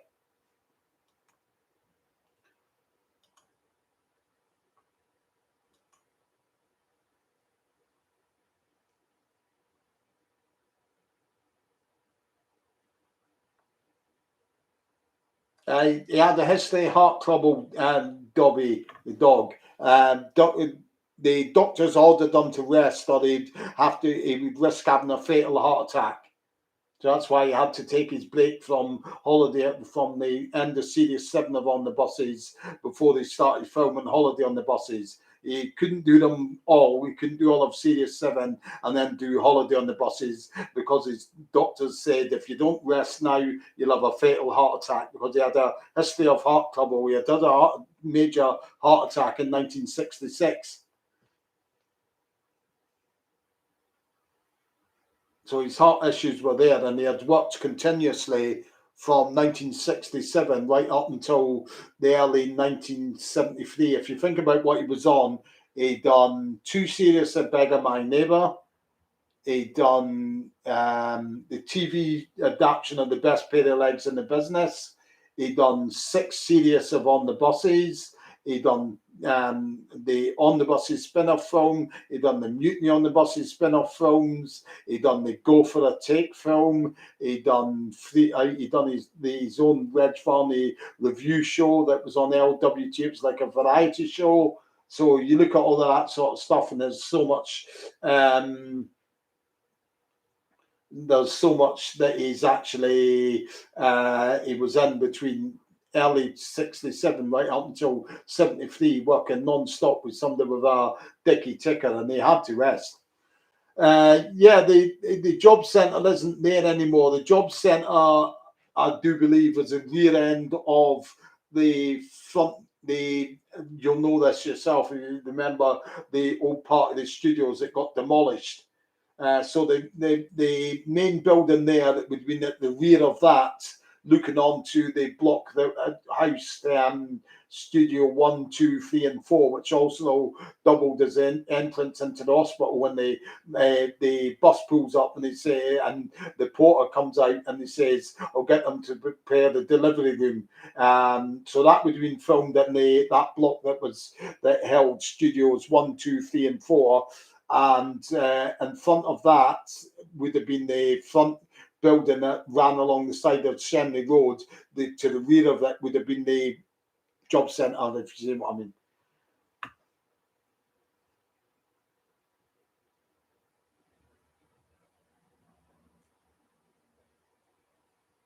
Yeah, that was Bob McNabb, who played for Arsenal at the time, but he was out. I do believe he was out injured with a Achilles injury or something like that, which enabled him time to do the show. They probably chose him for the part as well because he had okay in front of cameras, because he had been a pundit for the in 19 for ITV for the 1970 World Cup or something like that. So they obviously knew he could handle being in front of cameras and all that. So it was the reason why they would have picked him.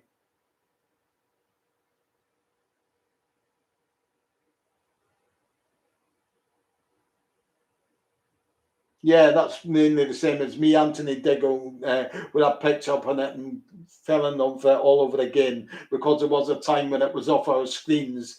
Probably the last time it was repeated would have been maybe the mid to late 1970s, and then it wasn't on again until, as you say, the mid 1990s, when it was on our Sky channel, Granada Plus.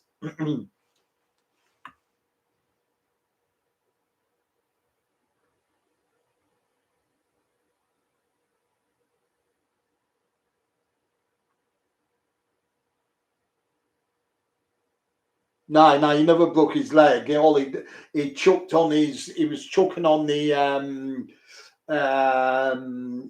foam in the inspection pit. That's the only injury that he got from that. They needed to clear his airways, so it was a bit scary there. But he didn't break his leg. He broke his leg. He never broke his leg. It was more like damage to his ligaments in his ankle when they just before they started filming Holiday on the Buses. And that's why they had to change the storyline to put in the accident he has at the start of that to account for him having to film with a plaster cast on. But that was nothing to do with what happened in the falling in the inspection pit, though.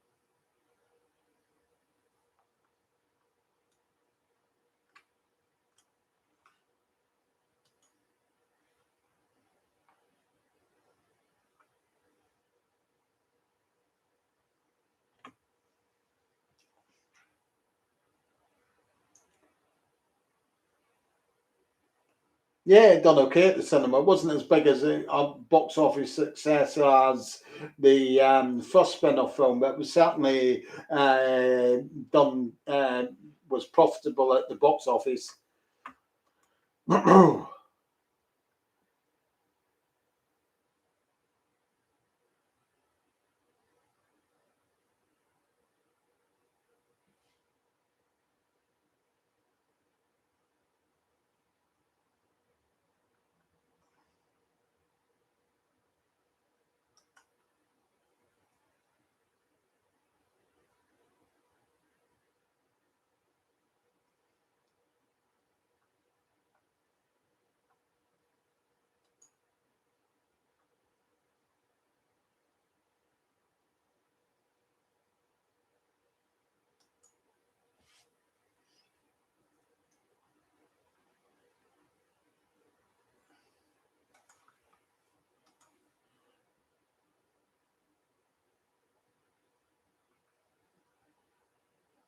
Yeah, that was the first film, Dobby. That was on the buses.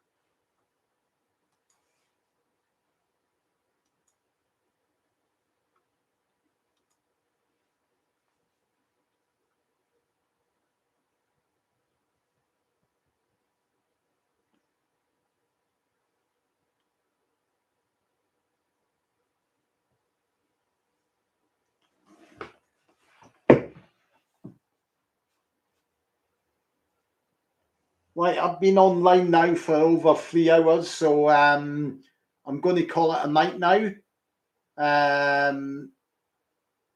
Thanks for everyone for popping in. I'll do this. There was no tension, Paul, between the cast. The cast got on just fine together. Um, I'm going to call it a night now. As I said, I've been online for over 3 hours. I will do this again. I will post up. Keep an eye on the channel because I will post up when I'm doing my next live stream. I'm not sure when that'll be yet, but I will let you know. It'll come up as you'll get flagged. You should get flagged to say that I'm going live or I am live. Okay. So thanks to everyone for popping in and keep an eye on the channel for updates. And I'll see you all again soon.